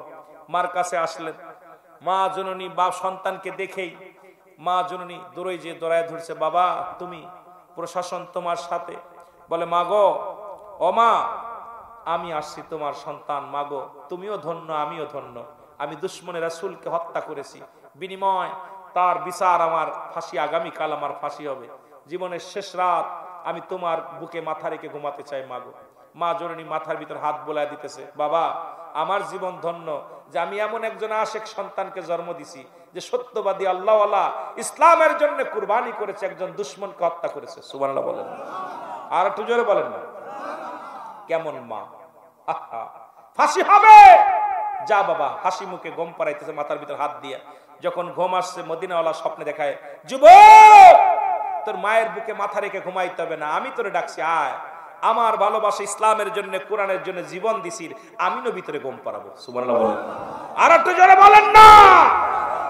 যুবক চিৎকার মেরে বলে, মা মাগো আমার জীবন সত্য, আমি ধন্য। এই মাত্র স্বপ্নের মধ্যে মদিনাওয়ালাকে আমি স্বপ্নে দেখেছি। মদিনাওয়ালাকে আমাকে ডাকতে বলছে, বাবা যুবকরা আর ঘুমাস না, তোর মায়ের বুকে মাথা রেখে ঘুমাইতে হবে না, আমি মদিনাওয়ালা তোরে ঘুম পাড়াইব। কারণ ইসলামের জন্য, কোরআনের জন্য আমি নবীর ভালোবাসায় জীবন নিয়ে আনিছি। জোরে বলো মারহাবা। আজকে আমার দেশের অসংখ্য মানুষ, অসংখ্য, আমার দেশ নয় বইয়ের বিশ্বের অসংখ্য মানুষ যে ইসলামটাকে তারা খেলার পুতুল বানিয়ে ফেলেছে, কোরআন আগুনের মধ্যে দিয়ে পুড়ায়, কোরআনের প্রতি অবমাননা করতেছে। এটার জন্য আমাদের প্রতিবাদ নাই, আমরা ঘরের মধ্যে বসে আছি, কিন্তু আমাদের মরণের পেয়ালা পান করতে হবে, চিরদিন থাকবো না। আমার বাবারা যে কথা বলতে, যে আমি কথা বলতেছিলাম যুবকের হযরতে ওমরে ফারুক রাদিয়াল্লাহু তাআলা আনহু মনে আছে? যারা বলেন মনে আছে? বলে, যুবক তুমি অন্যায় করেছো, 3টা অপরাধ করেছো, ফাঁসি হবে, তোমার মৃত্যুদণ্ড হবে। খোলা তরবারি ওমরে ফারুক রাদিয়াল্লাহু তাআলা আনহু হাতের মধ্যে নিয়ে গাইলেন। এবার হযরত ওমরে ফারুক যখন হত্যা করার নিয়ে তাগাইতেছে, যুবক ডাকতে বলে, আমিনুল মুমিনিন, আমি জানি আপনি একজন ন্যায় বিচারক, আপনার কাছে আমি অন্যায় বিচার পাবো না, আমাকে হত্যা করবেন আমি মেনে নিলাম। তবে আমার হত্যার আগে, আমার বিচারের আগে আমার বাবার বিচারটা করা লাগবে। জোরে বলো আল্লাহু আকবার। এবার মুরব্বীরা যারা আছেন খেয়াল করবেন। যুবক বলে, হুজুর আপনি ফাঁসি দিবেন মেনে নিলাম, জবাই করবেন মেনে নিলাম, হত্যা করবেন মেনে নিলাম, আমার কোনো দ্বিমত নাই, তবে আমার বিচারের আগে আমার বাবার বিচার করা লাগবে। খলিফা হযরত ওমরে ফারুক বলে, যুবক রে তুমি কার বিরুদ্ধে অভিযোগ করো? আমি খত্তাবের বেটা, আমি আমার বাবারে পাই না। আর ইসলাম এত শান্তিপ্রিয় ধর্মের মধ্যে যখন আমি ঢুকলাম, আমি তো বাবারে হারাইলাম, আমার বাবা নাই, আমার মা নাই। এ যুবক তুমি মার কথা, আরে রাসূল তো নিজেই বলেছে, তোমরা কেউ কি কবুলাদের সব পাইতে চাও? সাহাবীরা বলে, হুজুর কি কাজ করলে এই নেকি পাবো? নবী বলছে, তোমাদের বাড়িতে যাদের পিতামাতা জিন্দা আছে, বাড়িতে সালাম দিবা, আসসালামু আলাইকুম মা, আসসালামু আলাইকুম বাবা, তোমার আমল নামায় একটা কবুল আজরের সব লেখা হয়ে যাবে। সাহাবীরা বলে, হুজুর এই আমলটা যদি আমরা একাধিকবার করি, আমার নবী বললেন যতবার তুমি বাড়িতে যাবা শুধু সালাম দিবা, যতবার তোমার মাকে সামনে পাবা, যতবার তোমার বাবার সামনে পাবা, সালাম দিবা, আসসালামু আলাইকুম মা, আসসালামু আলাইকুম বাবা। সালাম দেওয়ার সঙ্গে সঙ্গে একটা কবুল আজরের সব তোমার আমল নামায় লেখা হয়ে যাবে। নবীর সাহাবীদের চোখে পানি, নবীর সাহাবীরা ধীরে ধীরে রওনা হয়ে গেলেন। আমার নবী দেখে সাহাবীদের চোখে পানি, আমার নবী বলে, সাহাবীরা রে তোরা কেন কান্দো? সাহাবীরা রে তোরা কেন কান্দিস? সাহাবীরা বলে, নবী গো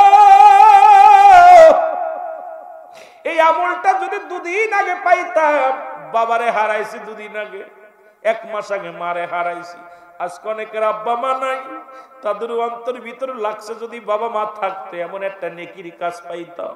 মুসলমান শুনে নাও, আমার নবী ডাকতে বলে, সাহাবীরা রে আমার তো মাও নাই, আমার তো বাবা নাই। আমার আল্লাহ ডাকতে বলে, জিবরিল তাড়াতাড়ি যাও। আমার নবীর সাহাবীরা কান্দে, নবীর মা নাই, নবীর বাবা নাই, যাও দোয়া শিখিয়ে দিয়ে আসো। আমার রব্বুল আলামিন দোয়া শিখায়, জিবরিল আমিন এসে আমার নবীরে জানায় দেয়, রব্বির হামহুমা কামা রব্বায়ানি সগীরা। জোরে বলেন রব্বিরহামহুমা কামা রব্বায়ানি সগীরা। হাবিব গো, এই মাত্র রব্বে কারীম সংবাদ দিছে যাদের আব্বা মা নাই তারা যেন এই দোয়াটা করে।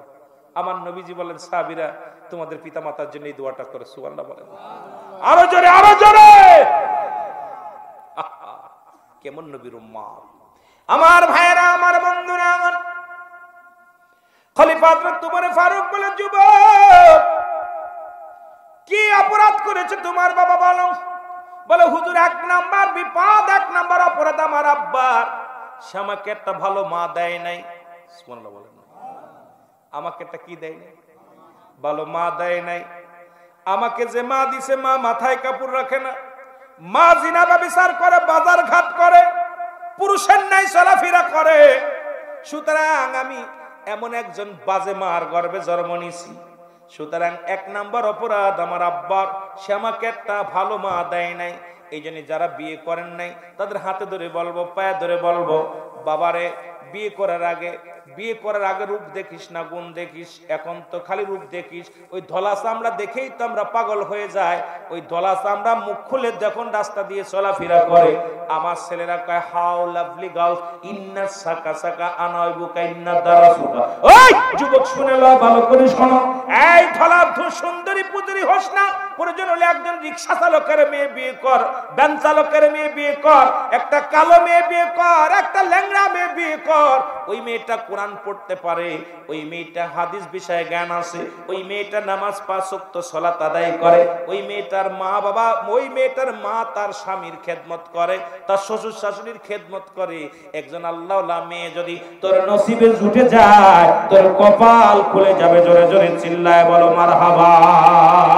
এখন তো আমার দেশে আর সেই যুগ নাই, এখন আগের যুগে মানুষ, আমার মুরব্বী বাবারা যখন ছেলে মেয়ে বিবাহ দিত, মেয়ে দেখতে গেলে আগে মাতৃকুল, পিতৃকুল, নানার কুল, নানির কুল, এগুলো যাচাই বাছাই করতো। তারা রূপ দেখতো না, দেখতো গুণ। আগে বলতো মেয়ে নামাজ পড়তে পারে কিনা, মেয়ে নামাজের বিষয় জানে কিনা, কোরআন শরীফ পড়তে পারে কিনা, মেয়ে পর্দায় থাকে কিনা, এগুলো যাচাই বাছাই করে বিয়ে করেছে। আর এখন আমরা এমন একটা যুগ আসছি, আমি কপালের দোষ দিই না দিয়া বলি ডিজিটাল যুগ, ডিজিটাল যুগ। কপালের দোষ, দেশ খারাপ, জাতি খারাপ, সমাজ খারাপ। আরে তোর কপাল খারাপ, কারণ বিয়ে করার আগে 1000 বার ভাববি যে কোনো একটা মেয়ে বিয়ে করার আগে এমন মেয়েটাকে বিয়ে করবি না। প্রয়োজন হলে সারা জীবন অব্যাহত থাক, তবু কোনো নাস্তিক বিয়ে করিস না। যে মেয়ে রাস্তা দিয়ে উন্না ছাড়া চলে, যে মেয়েটা নামাজ পড়ে না, যে মেয়েটা পর্দা মানে না, যে মেয়েটা দুনিয়ার মধ্যে নামাজ পড়ে না, যে মেয়েটা তার মা কি করে, বাবার খেদমত করে না, এমন একটা মেয়ে যদি তোর জীবনে এসে যায়, তোর জীবনটাই বরবাদ। জোরে বলেন ঠিক কিনা? এখন হইছে সুন্দরী পুজুরি, সুন্দর চেহারা দেখলে মুসি মেতন নাই, দায় মুসি নাই, যারে পায় তারে ধরে নিয়ে যায়। জোরে বলেন ঠিক কিনা? বলো নাকি সমাজ? সমাজ পরিবর্তন করতে হবে, আদর্শ মা দরকার। হেমোলিয়ান না লেপোনিয়ান বলছে, তুমি একটা আদর্শ মা দাও, আমি একটা জাতি, শিক্ষিত জাতি দিতেছি। তা আপনি বিয়ে করছেন নাস্তিক, ওর পেট থেকে কি পাইতে আশা করেন?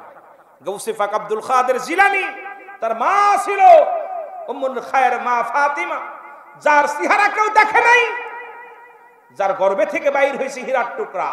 আর আমাদের মা বোনদের কতটা ক্লাস 1 থেকে শুরু করে নাস্তিকতা, ক্লাস 8-এ 9-এ 10-এ, কলেজ জীবনে প্রেম, স্কুল জীবনে প্রেম, ভার্সিটিতে প্রেম, কত কি করার পর এই মেয়েগুলো আপনার সংসারে আসলে ইহার ভিতর থেকে ভালো মালের আশা করেন, এটা সম্পূর্ণ বোকামি ছাড়া আর কিছু না। জোরে বলেন ঠিক কিনা? কষ্ট পাচ্ছেন? আহা, কষ্ট পাচ্ছেন আমার ভাইরা, আমার বন্ধুরা, আমি আমার মাদেরও বলে যাই, আমার মারা যারা ওয়াজ শুনতেছে শুনে না, প্রয়োজন হলে একজন রিকশা চালককে বিয়ে করো, প্রয়োজন হলে একজন দিনমজুরিকে বিয়ে করো। সবাই তার মৌলবী হবে না, সবাই তালেম হবে না, সবাই তো বক্তা হবে না।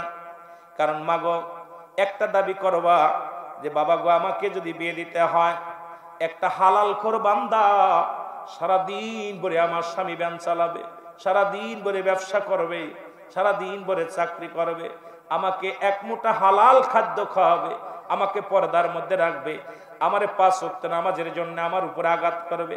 এ আমার আব্বা মা এমন একটা স্বামীর হাতে দিবা না যে আমাকে নিয়ে বাজার ঘাটে ঘুরে বেড়াবে। এখনকার জামানায় মোটরসাইকেলের পিছনে নাস্তিক গুলো তাদের বউগুলো চড়ায় বেগানা পুরুষের দেখায়, কারণ এই পুরুষগুলো হা করে থাকে রে মুসলমান, ইয়ার ভিতরে থেকে ভালো জাতি সম্ভব নয়। এটা ঘরের বস্তু। আমি আপনাদেরকে বলি, ঘরের ভিতরে যদি 1 কেজি সোনা 1 লক্ষ টাকা থুয়া যদি আপনি ঘরে দরজা না দেন, দরজা যদি না দেন, জানলা যদি না দেন, দরজা যদি ঘরের যদি কোনো বেড়া না থাকে, ওই টাকা পয়সা হারিয়ে যাবে না থাকবে? আপনার সুন্দরী বউডারে নিয়া লিপস্টিক আলতা মাখায়া নিয়ে রাস্তা দিয়ে ঘোরাফেরা করেন, হাজার মুসির নজর পড়ে, মেথরের নজর পড়ে, ভালো মানুষের নজর পড়ে, খারাপ মানুষের নজর পড়ে, এই মানুষটা আপনার আয়ত্তের বাইরে চলে যাবে। জোরে জোরে চিল্লায় বলেন ঠিক কিনা? আমি আমার মাদের বলবো, বোনেরা, যদি তোদের লজ্জা না থাকে, লজ্জাপতির বাতা বেটে খাবি। তোদের মারে, তোরা মায়ের জাতি, তোরা নবীদের মা, তোরা আলেমদের মা, তোরা কারি সাহেবদের মা, তোরা হাফেজ সাহেবের মা, তোরা পীর সাহেবের মা, বড় বড় সাইকুল হাদিসের মা, তোদের কত দাম। আহা, বাংলাদেশের দোয়েল পাখি সেরেন, এটা কি জাতীয় পাখি। ও যদি জানতো ওর মর্যাদা, ও জীবনেও ময়লার পরে পড়তো না, ও জীবনেও কোনোদিন ময়লার ভিতর খাইতো না, ময়লার পর পড়তো না। ও ঠ্যাঙ্গের পর ঠ্যাং চেয়ে বলতো, এই আমি বাংলাদেশের জাতীয় পাখি। আমার মারা যদি জানতো তাদের মর্যাদা, জীবনেও বেপরদায় বাইর হতো না। জোরে বলেন ঠিক কিনা? মারা যদি জানতো তাদের দাম, আমার মা জাতি যদি জানতো তাদের দাম, তাহলে জীবনেও বেপরদায় বাইর হতো না। জোরে বলেন ঠিক কিনা? এই জন্য মাকে বলবো, আমার মা বোনদের বলবো, আমার মা বোন মা চাষিদের বলে যায়, যেহেতু আমি আপনাদের সন্তান, বিভাগের সন্তান হয়ে একটা দাবি রেখে যাব। আপনি দাবি করবেন, বাবা গো, মা গো, দাদি গো, দাদা গো, বিয়ে তো আমাকে দিবেনি, আমাকে বিয়ে করতে হবে যেহেতু আমি নারী। তবে দেওয়ার আগে একজন দিন মজুরি হোক, ভ্যান চালক হোক, রিক্সা চালক হোক, বাবা গো, কোন হারাম করে সঙ্গে আমার বিয়ে দিবা না, কোন ঘুষখোরের লগে বিয়ে দিবা না, কোন সুদখোরের লগে আমার বিয়ে দিবা না। যে ছেলেটা আল্লাহর ভয় আজান দেওয়ার সঙ্গে সঙ্গে মসজিদে ছুটে যায়, যে ছেলেটা বাবা গো রব্বি কারিমের ভয়ে যার অন্তর কাঁদে, যে ছেলেটা জীবনেও দাড়ির মধ্যে খুর দেয় নাই, এই যে ছেলেটা জীবনেও দাড়ির মধ্যে খুর দেয় নাই, যে ছেলেটা সুন্নাত তরিকার মধ্যে চলে, এমন একটা ছেলে যদি আমারে দাও গো বাবা। আমার আব্বা মারা শুনে নেন, হযরত সুলাইমান পয়গম্বর যখন বিয়ের জন্য পাত্রী খোঁজা শুরু করলেন, সুলাইমান পয়গম্বর 5টা গুণের গুণান্বিত মেয়ে চাইলেন। তার ভিতরে 1 নাম্বার হলো, বলে 1 নাম্বার হলো পিতের আমানত, মুসলমান সতীত্বর আমানতদারি। 1 নাম্বার মেয়েগণ, পয়গম্বর সুলাইমান যখন মেয়ে বিয়ে করবে, তার পয়গম্বর সুলাইমানের শর্তটাকে যদি জানতেন তাহলে আপনিও খুঁজতেন। তিনি বললেন, এই রাজ্যের মধ্যে যিনি অর্ধ পৃথিবীর খলিফা ছিলেন, উনি 1 নাম্বার বলেন, উজির রে আমি বিয়ে করব, বিয়ের বয়স হয়ে গেছে, তবে ওই মেয়েটাকে বিয়ে করব যে মেয়েটা তার সতীত্বর আমানতদারি। পৃথিবীর মধ্যে 2 লাখ, সে কোনোদিন তার রূপ চেহারা কাউকে দেখায় নাই, এই রূপ চেহারাতে অন্য কোন পুরুষ দেখে নাই, তার সতীত্ব নষ্ট করে নাই। আর আমার দেশের মা বোনেরা অন্য পুরুষকে নিয়ে কোথায় এ মুসলমান মন্টু মিয়ার বাগান বাড়ি চলে যায় সাতক্ষীরা। ধরে বলেন ঠিক কিনা? কদিন আগে সাতক্ষীরা মাহফিলে গেলাম, যাই দেখি আহা, লজ্জায় মাথা নত হয়ে গেছে। আহা কি অবস্থা! সবাই শুনছি মন্টু মিয়ার বাগান বাড়ি, তো মন চাইলো মাহফিল করে আমার সহকর্মীর বললাম হাট একটু যাই দি। তা ঢুকলাম 50 টাকা টিকিট, 50 টাকাতে ঢুকলাম। তা আমি মনে হচ্ছে ভালো জায়গা, মনে হয় মসজিদও আছে, ভিতরে মসজিদ আছে, নামাজ পড়লাম, এরপরে উজু করলাম, ঘুরলাম, অসংখ্য নরনারী, বেগানা নরনারী। আমি লজ্জায় 2-3 জনে জিগেলাম, ভাই মেয়েটা কি হয়? বয়ফ্রেন্ড। আমি বয়ফ্রেন্ড নিয়ে গাইছেন? আহা, সমাজ জাতি, এটা আপনার মেয়ে, ওটা আমার মেয়ে, ওটা আপনার বোন, আমার বোন, লজ্জা লাগে এগুলো। আমার বন্ধুগণ শুনে নেন, সুলাইমান পয়গম্বর বিয়ে করবে, অনেক ওয়াজ, এত ওয়াজ করে সময় পাওয়া যায়, একটা বিষয়ের উপরে কথা বলতে গেলে তো রাত শেষ। মেলাদিক জাতি হচ্ছে, যেহেতু পল্লী এলাকা, আমার বাজানরা অনেকে বসে আছেন, মারাও বসে আছেন, এই জন্য কথা। আপনাদের কষ্ট হচ্ছে বাবা? ছেড়ে দিব? কয়টা বাজে? হাই হাই, 12টা বাজতে আর 5 মিনিট আছে, আর 5-6 মিনিট কথা বলি, না ছেড়ে দিব? না আপনারা বসে আছেন ছাতক পাখির মতো। কিছু কিছু লোকের আগামীকাল মাহফিল আছে, আবার খুকা ভাই ভালো বক্তা, ভালো আলোচনা করে। আমার বাবারা, আমার গভীর মনোযোগ। সুলাইমান পয়গম্বর বলে, এক নাম্বার না, সতীত্বর আমানতদারি হবে। আমার মারা শুনে নেন, কিয়ামতের ময়দানে ও বাজানরা, রাসূল বলছে দুইটা জিনিস আমার কাছে যে হেফাজত করবে, আলেম ওলামা যারা আছেন, আমি নবী তার হাত ধরে জান্নাতে নিব। দু গালের মধ্যবস্তু জিহ্বা, জীবনে কোনোদিন গাঁজা মদ খায় নাই, জীবনে কোনোদিন ফায়সা কথা বলে নাই, মুখ দিয়ে গালিগালাজ করে নাই, মুখটারে পবিত্র রাখছে, কন্ট্রোল করে রাখছে। আল্লাহর নবী বলছে আমি হাত ধরে জান্নাতে নিব। আর একটা হলো দু পায়ের মধ্যবস্তু, স্ত্রীলিঙ্গ পুরুষলিঙ্গ, একমাত্র স্বামী ব্যতীত পৃথিবী অন্য কারুর কাছে যায় না, স্ত্রী ব্যতীত স্বামী অন্য কারুর কাছে যায় না। নবী যে ওয়াদা করেছে, আমার নবী ওয়াদা করেছে, আমি কথা দিলাম এই দুইটা জিনিস যে ব্যক্তি হেফাজত করবে, আমি নবী তারে হাত ধরে জান্নাতে নিয়ে যাব। এখন বাবারা, এই দুইটা জিনিস, একটা হলো দু পায়ের মধ্যবস্তু, সেটা স্ত্রীলিঙ্গ পুরুষলিঙ্গ, একমাত্র স্বামী ব্যতীত অন্য কোনো পুরুষের কাছে যায় নাই, পুরুষ ব্যতীত অন্য ওই স্বামী স্ত্রী ব্যতীত অন্য কোনো মেয়ের কাছে যায় নাই। নবীর ওয়াদা করেছে তারে আমি হাত ধরে জান্নাতে নিয়ে যাব। এখন যদি আপনাদের ভিতরে বলি হয়তো লজ্জা পাবেন, তবে লজ্জা আমি দিব না। আমরা অধিকাংশ মানুষই বেগান্য পুরুষের কাছে গেছি, অন্য মেয়েদের কাছে গেছি। সুতরাং আল্লাহর কসম করে বলি, আমার নবীর দিদার নসিবে জড়বে না। কথা কি বলছি ক্লিয়ার? রাসূল বলছে আমি জান্নাতে নিয়ে যাব, দুইটা গ্যারান্টি যে দেবে। একটা হলো দু পায়ের মধ্যবস্তু। এই যুবকরা শোন, খালি সেরি মানুষ পাইলেই হোটেলে চলে যাস, এর নিয়ে প্রেমের ছলনা দিয়া পরের মেয়ের সর্বনাশ করতেছি। তোরও মেয়ে হবে, নিজের জায়গা দ্বারা একবার চিন্তা করবে, মেয়েটা যদি তোমার মেয়ে হতো, ওই মেয়েটা যদি তোমার বোন হতো, ওই মেয়েটা তোমার বিবি হতে পারে, ওই মেয়েটা তোমার মেয়ে হলে কেমন লাগতো কলিজায়? জোরে বলেন ঠিক কিনা? আহা, আজকে সমাজ জাতি কোথায়? রাসূলুল্লাহ ওয়াদা করেছে যে দুইটা জিনিস যে ব্যক্তি আমার কাছে ওয়াদা করবে, আমি নবী ওয়াদা করলাম জান্নাতে নেওয়ার। সুবহানাল্লাহ বলেন। এই দুইটা কন্ট্রোল করার দরকার আছে কিনা? কিয়ামতের ময়দানে এক শ্রেণী মহিলাদের লজ্জাস্থান দিয়ে আগুনের ফুলকি ঢুকানো হবে। যে সমস্ত মেয়েরা বেপরদায় চলাফেরা করে, গায়ে কাপড় রাখে না, মাথায় কাপড় রাখে না, যে সমস্ত মেয়েরা পুরুষের দেখলে ঝুঁকি মারে, যে সমস্ত মেয়েরা রাস্তাঘাটে ঘোরাফেরা করে, আল্লাহ রাসূল বলে গেছেন এই সমস্ত মেয়ে আমি যখন গেলাম যখন আমি জান্নাতে গেলাম, জান্নাম গেলাম, যখন আমাকে আল্লাহ পাকে দিদার করলাম, তখন আমাকে দেখানো হয়েছে জান্নাত জাহান্নাম। দেখেছি এক শ্রেণী পুরুষের লজ্জাস্থান দিয়ে আগুনের ফুলকি বাইর হবে, আর এক শ্রেণী লজ্জাস্থান দিয়ে আগুনের ফুলকি ঢুকানো হবে। সুতরাং যে সমস্ত ছেলেরা মেয়েদের প্রতি আসক্ত, মেয়েদের পাগল, এদের লজ্জাস্থান দিয়ে আগুনের ফুলকি বাইর হবে।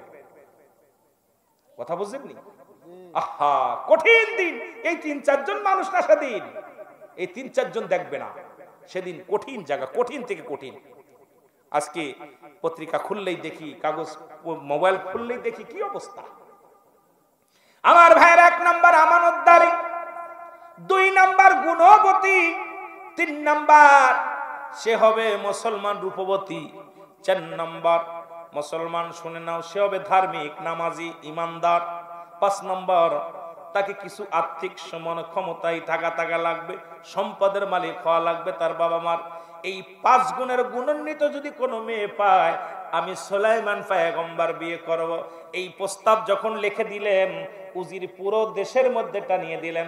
একটা মেয়ে পায় নাই, হাজার হাজার চিঠি ছাড়লেন রাজ্যের মধ্যে, কোথাও পায় নাই। গুণের ১ নাম্বার আমানতদারি, ২ নাম্বার রূপবতী, ৩ নাম্বার আমলদারি, ইমানদার, ৪ নাম্বার মুসলমান শোনো রূপবতী, ৫ নাম্বার হলো ধন সম্পদের মালিক বা ধনী হবে।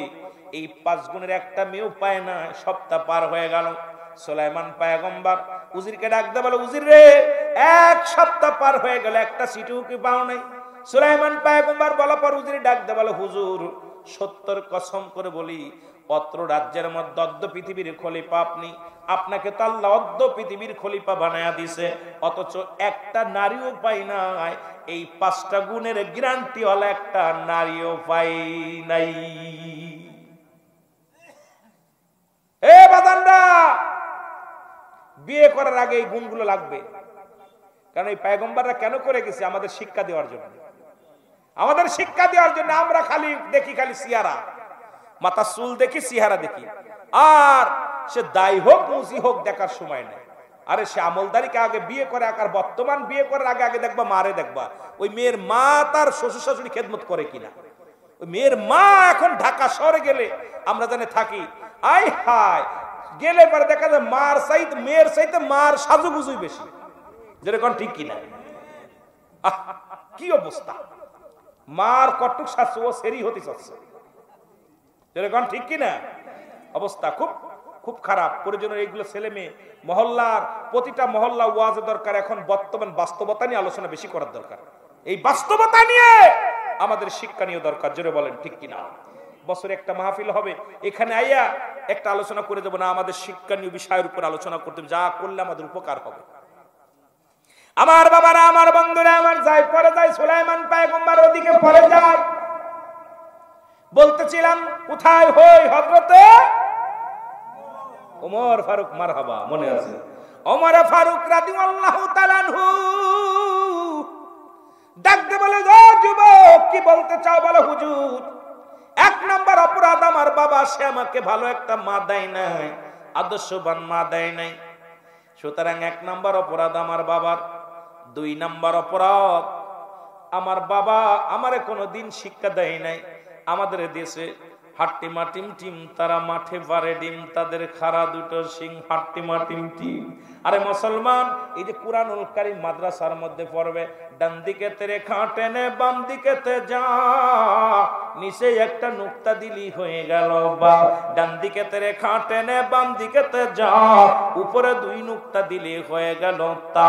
ডান দিকে তেরে খাটে নে, বাম দিকে তে যা, উপরে তিন নুক্তা দিলি হয়ে গেল সা। এই যে 3 10 30টা নেকি তোর আমল নামায় লেখা হলো রে। পৃথিবীর কোন ইংরেজি পড়ো, ফার্সি বলো, উর্দু বলো, যাই পড়ো কোনো আমল নাই। কোরআনের একটা হরফ পড়ার সঙ্গে সঙ্গে 10টা করে নেকি লেখা হয়, একটা করে নেকি লেখা হয়। বলে হুজুর 2 নাম্বার অপরাধ, আমার আব্বা আমার দিন শিক্ষা দেয় না। আজকে যদি দিনের বুঝ থাকতো আমি আজকে ঘুষখোর হইতাম না, আজকে দিনের বুঝ থাকলে জিনাকারী হইতাম না, দিনের বুঝ থাকলে মাদক সেবন করতাম না, দিনের বুঝ থাকলে আমি দুনিয়ার মধ্যে মানুষ হত্যা করতাম না। এরা যাদের ছেলে মেয়ে আছে, আমি আল্লাহর রাস্তায় আপনাদের হাতে ধরে বলে যাব, ছেলেকে মাওলানা বানানো শর্ত নয়। নিম্ন 10টা সূরা তারে শিক্ষা দেন, ওই জানাজার নিয়মটা তারে শিক্ষা দেন, যাতে আপনার ছেলে আপনার জানাজা পড়তে পারে, আপনার জন্য দোয়া করতে পারে। যেমন আদম আলাইহিস সালাম নিজের দোয়া নিজে করেছিল, রব্বানা যালামনা আনফুসানা ওয়া ইল্লাম তাগফির লানা ওয়া তারহামনা লানাকুনান্না মিনাল খাসিরিন। রে আদম নবী দোয়া করেছিল আল্লাহর কাছে, আল্লাহ আমি জালিমদের অন্তর্ভুক্ত হয়ে গেছি। আরে মেয়েরা, আমার বাবারা, ছেলেরা কি বানাইলেন? ইঞ্জিনিয়ার বানাইলেন, ছেলেরা বড় বড় অফিসার বানাইলেন। আরে কি কাজে করলেন? মরার পরে আপনার জন্য দোয়াটা পর্যন্ত করতে পারে না। বাবা মার জন্য একটু দোয়া করবে, এই সন্তান সেমন সন্তান রেখে যান নাই। আমি করজোরে দাবি করে যাব, আজকে যারা মাহফিলে বসেছেন, যাদের ছেলে মেয়ে আছে, আল্লাহর রাস্তায় তাদের কোরআন শেখাবেন, তাদের মাদ্রাসায় দিয়া কোরআনটা পড়া শিখান। আরে কোরআনের সাথে সম্পর্ক যদি হয়ে যায়, ওই ছেলে ঘুষখোর হবে না, ওই ছেলে সুদখোর হবে না, ওই ছেলে জিনাকারী হবে না। আরে কোরআনের সাথে সম্পর্ক না থাকার কারণে আজকে এসপি হয়ে ঘুষ খায়, মুসলমান মন্ত্রী হয়ে ঘুষ খায়। কারণ ঘুষের মধ্যে জন্ম নিছে, ঘুষের মধ্যে ওই ঘুষটাই শুধু ভালোবাসে। আপনি বিদেশ থেকে লেখাপড়া করায় নিয়ে আইছেন, কোরআন জানে না, আপনার জীবনটাও বরবাদ, আপনার সন্তানের জীবনটাও বরবাদ। যাদের নাতি পুতি আছে, আমি অনুরোধ করব, একটা নাতি ছেলেরে কোরআনের হাফেজ বানান, একটা নাতিরে বড় আলেম বানান। আরে ছেলে বড় মাওলানা বানানোর দরকার নাই, ওই নাতি ছেলে আপনার জন্য দাঁড়ায় দাঁড়ায় দোয়া করবে, আল্লাহ আমার দাদার এই গোরস্থানে রেখে দিলাম, আল্লাহ আমার দাদা আমারে কত ভালোবাসতো, আমার দাদা আমারে কত আদর করত। আজকে দাদা দুনিয়ার মধ্যে নাই, আমার দাদি দুনিয়ার মধ্যে নাই, আমার মা দুনিয়ার মধ্যে নাই, বাবা দুনিয়ার মধ্যে নাই। এই দোয়া করার জন্য দুনিয়ার গাছ লাগায় থুয়ে যান, ওই গাছের যদি ফল খাইতে চান একটা গাছ লাগায় থুয়ে যাবেন। আমি আপনাদের কাছে দাবি করব, আপনার কত ছেলে মুসলমান শোনো কোরআনের হাফেজ হইয়া বড় বড় বিডিআর আর্মি সেনাবাহিনী হয়েছে, কোরআনের পাখি হইয়া বড় বড় উকিল হয়েছে, কোরআনের পাখি হইয়া বড় বড় অফিসার হয়েছে, কোরআনের পাখি হইয়া বড় বড় ইঞ্জিনিয়ার হয়েছে। সুতরাং একবার আপনি এর কোরআনের জ্ঞান শিক্ষা দেন ছোটবেলা থেকে, যাতে আল্লাহর আদালতে বলতে পারেন আমার আল্লাহ আমি আমার সন্তানকে দিন এলেম শিক্ষা দিয়েছি, আল্লাহ এর উসিলায় তুমি আমারে দয়া করো। সুতরাং আজকে আমরা সন্তানের ইঞ্জিনিয়ার বানাইতেছি, ডাক্তার বানাইতেছি, আমি বারণ করব না বানান, তবে পাশাপাশি আগে কোরআন শিক্ষা দেন। জন নামাজের নিয়ম কানুন ইসলামের বিধানগুলো, কোরআন মুসলমান ঈমান ইসলাম ঈমান ইহসান কালেমা নামাজ রোজা হজ যাকাত শরীয়ত তরিকত হাকিকত মারিফাত আগুন পানি মাটি বাতাস, এগুলোর পরে যেন একটু ধ্যান রাখতে পারে, জ্ঞান রাখতে পারে, যাতে ওই সন্তান ঘুষের মধ্যে না যায়, ওই সন্তান সুদের মধ্যে না যায়, ওই সন্তান যেন জিনার মধ্যে না যায়। কারণ ওর ভিতরে যখন কোরআনের জ্ঞান থাকবে, হাদিসের জ্ঞান থাকবে, ওই ব্যক্তি অন্যায় করতে ভয় পাবে। জোরে জোরে বলেন ঠিক কিনা? আপনাদের ছেলে মেয়ে পড়ার, অসংখ্য ছেলে মেয়ে পুলিশ, এসপি, ডিসি, মন্ত্রী, বড় বড় ভালো ভালো অফিসার, ইঞ্জিনিয়ার হয়েছে কোরআনের পাখিগুলো। এ ভাই একটা ইঞ্জিনিয়ার একটা হাদিস পড়তে বলেন দি, বুমা মারলে বেরোবে না, অথচ কোরআনের পাখিগুলো স্কুলের কলেজে যারা পড়ে ওদেরকে একটা হাদিস বলতে বলেন দি, পারবে না। কিন্তু মাদ্রাসার ছেলেরা ইংরেজি বলতে বলেন বলতে পারে, অনার্গল ইংরেজি বলতে পারে। তাহলে আপনি কোথায় মাদ্রাসাকে কোথায় ছোট করবেন? পাশাপাশি কোরআন শিক্ষা করছে, আপনার দ্বীন ইলম শিক্ষা করছে আপনার উপকার আসার জন্য। 2 নাম্বার অপরাধ, আমার আব্বা আমাকে দিন শিক্ষা দেন নাই। 3 নাম্বার অপরাধ আমার একটা ভালো নাম দেয় না, আমার নাম রাখছে লালটু বল্টু। এর কোরআন অনুযায়ী যখন ইসলামের বিধান রাসূলের সুন্নাতে রাসূল হলো, সন্তান যখন দুনিয়ার মধ্যে আগমন করবে 7 দিনের একদিন আগে নাম রাখা দূরত্ব নয়। আজকে সন্তান নষ্ট হওয়ার মূলে আমরা আলতাসনো করার পর পেটের মধ্যে ধরা পড়ছে ছেলে, নাম রাখছে কি রাখবেন? নাম রাখছে লালটু মিয়া। কি ধরা পড়ছে মেয়ে, নাম রাখছে সকিনা। ঠিক কি নাম রাখা ঠিক? 7 দিনের একদিন আগে নাম রাখা দূরত্ব নয়। আপনি দূরত্বরা কোন সন্তান এখন আমাদের নাম রাখা ওই বাসর রাত্রে হয়ে যায়, বিয়ের রাত্রে হয়ে যায়। বিয়ে হওয়ার পর এখনো বাসর হয় নাই, স্বামী স্ত্রীর কয় সকিনা আমি তোরা তো বিয়ে করলাম, যদি আমাদের একটা ছেলে হয় নাম রাখবো শাহরুখ খান। কি খান? সকিনা আবার বলতেছে রুহুল আমিন সাহেব আমি তো নিয়ত করি যদি একটা ছেলে হয়, মেয়ে হয়, আমার মেয়ে বড় শখ, মেয়ে হলে নাম রাখবো কারিনা। কি নাম? দেখেন এখনো মিলনই হয় নাই, অথচ সুন্নাতে রাসূলের খোঁজ নাই। আল হাসান আল হুসাইনের নাম রেখেছে রাসূল পাক সাল্লাল্লাহু আলাইহি সাল্লাম। সুন্নাতে রাসূল তরিকায় যদি আপনার সন্তান জন্মগ্রহণ করাতে হয় 7 দিনের একদিন আগে নাম রাখা দূরত্ব নেই। দুনিয়ায় আগমন করবে 7 দিন হবে, 7 দিন হওয়ার পর নখ কাটবেন, মাথার চুলগুলো ফেলবেন, এরপরে ছেলে হলে 2টা পশু কুরবানি করবেন, মেয়ে হলে একটা। এইটা কুরবানি করে আকিকা করে সুন্দর একটা নাম রাখা সুন্নাতে রাসূল। একটা আলেমের কাছে বসবেন, একটা মাওলানার কাছে যায়, ভাইজান আমার তো ছেলে হয়েছে, কি নাম রাখা যায়? মেয়ের কাছে কি নাম রাখা যায়? এবার নামটা রাখবেন। কিন্তু আপনারা নাম তো বাবারে ওই বিয়ের আগেই নাম রাখা, কল্পনা করে বিয়ের আগে বিয়ে কর্ম, বাচ্চা নিব, 2টা বাচ্চা, একটা ছেলে একটা মেয়ে যথেষ্ট। সরকার বলছে একটা মেয়ে একটা ছেলে যথেষ্ট, মেয়ের নাম রাখবেই, ছেলের নামে রাখবেই। ওই ছেলে মেয়ে মনে করছেন হাফেজ হবে, কোরআনের হাফেজ কি হবে? ও সব কান্দি মারবে। জোরে বলেন ঠিক কথা বলছেন নাই? ও সব কান্দি মারবে। এই জন্য সুন্নাতে রাসূল তরিকায় সন্তানাদি যারা করেছেন, ভুল করেছেন, খবরদার আর ভুল হবে না, আর ভুল হবে না। আর আমার দেশের অধিকাংশ সন্তান এখন সিজারের মাধ্যমে হয়, আর সিজার যখন দেয় তখন দেখবেন আমার দেশে অধিকাংশ হলো খ্রিস্টান, ইহুদি, হিন্দু হলো ডাক্তার। দুয়াটা কানে কালে বিজার আজানই যায় না। এই জন্য দেখছেন কিছুদিন আগে আমাদের দেশের ধর্মমন্ত্রী কি বলছিল জানেন? যে যখন আজানের ধ্বনি হয় মনে হয় বেশ্যে তার খদ্দের তালাশ করতেছে। নাউজুবিল্লাহ বলেন না? কারণ ও তোর মা তো বেশ্যা হয়ে জন্ম দিয়েছে। ওই মন্ত্রীর মা ছিল বেশ্যা, জন্ম দিয়েছে বেশ্যারে। এই জন্য উনি আওয়াজ দিয়ে বলছে আমি এত কষ্ট পেয়েছি আজানটা শুনে। আমি কিন্তু প্রতিবাদ আজকে করি না, আবার মনে করতে পারেন বাতাস ঘুরছে বলে হুজুর প্রতিবাদ কর না। আমার ওয়াজগুলো শুনবেন, রুহুল আমিন সিদ্দিকের জবানে ভাবেই চলে সারা জীবন। কোনোদিন হক কথা বলতে রুহুল ফেরে নাই আজ পর্যন্ত। এই এতকাল মানুষ যারা তেল মেরে ওয়াজ করেছে, রুহুল আমিন সিদ্দিকী তেল মেরে ওয়াজ করে নাই কোনোদিন। রুহুল আমিন সিদ্দিকের কণ্ঠ এভাবেই চলছে, কারণ মরণকে বরণ যেদিন দুনিয়ায় আসছি আমার চলে যেতে হবে আমি জানা আছে, কারণ আজ হোক কাল হোক যেতে হবে। কারণ এই মন্ত্রী কি বলেছে মসজিদে আজান দিলে মনে হয় বেশ্যে তার খদ্দের খুঁজতেছে, এত মসজিদের দরকার কি? নাউজুবিল্লাহ বলেন। কথা বুঝেন নাই?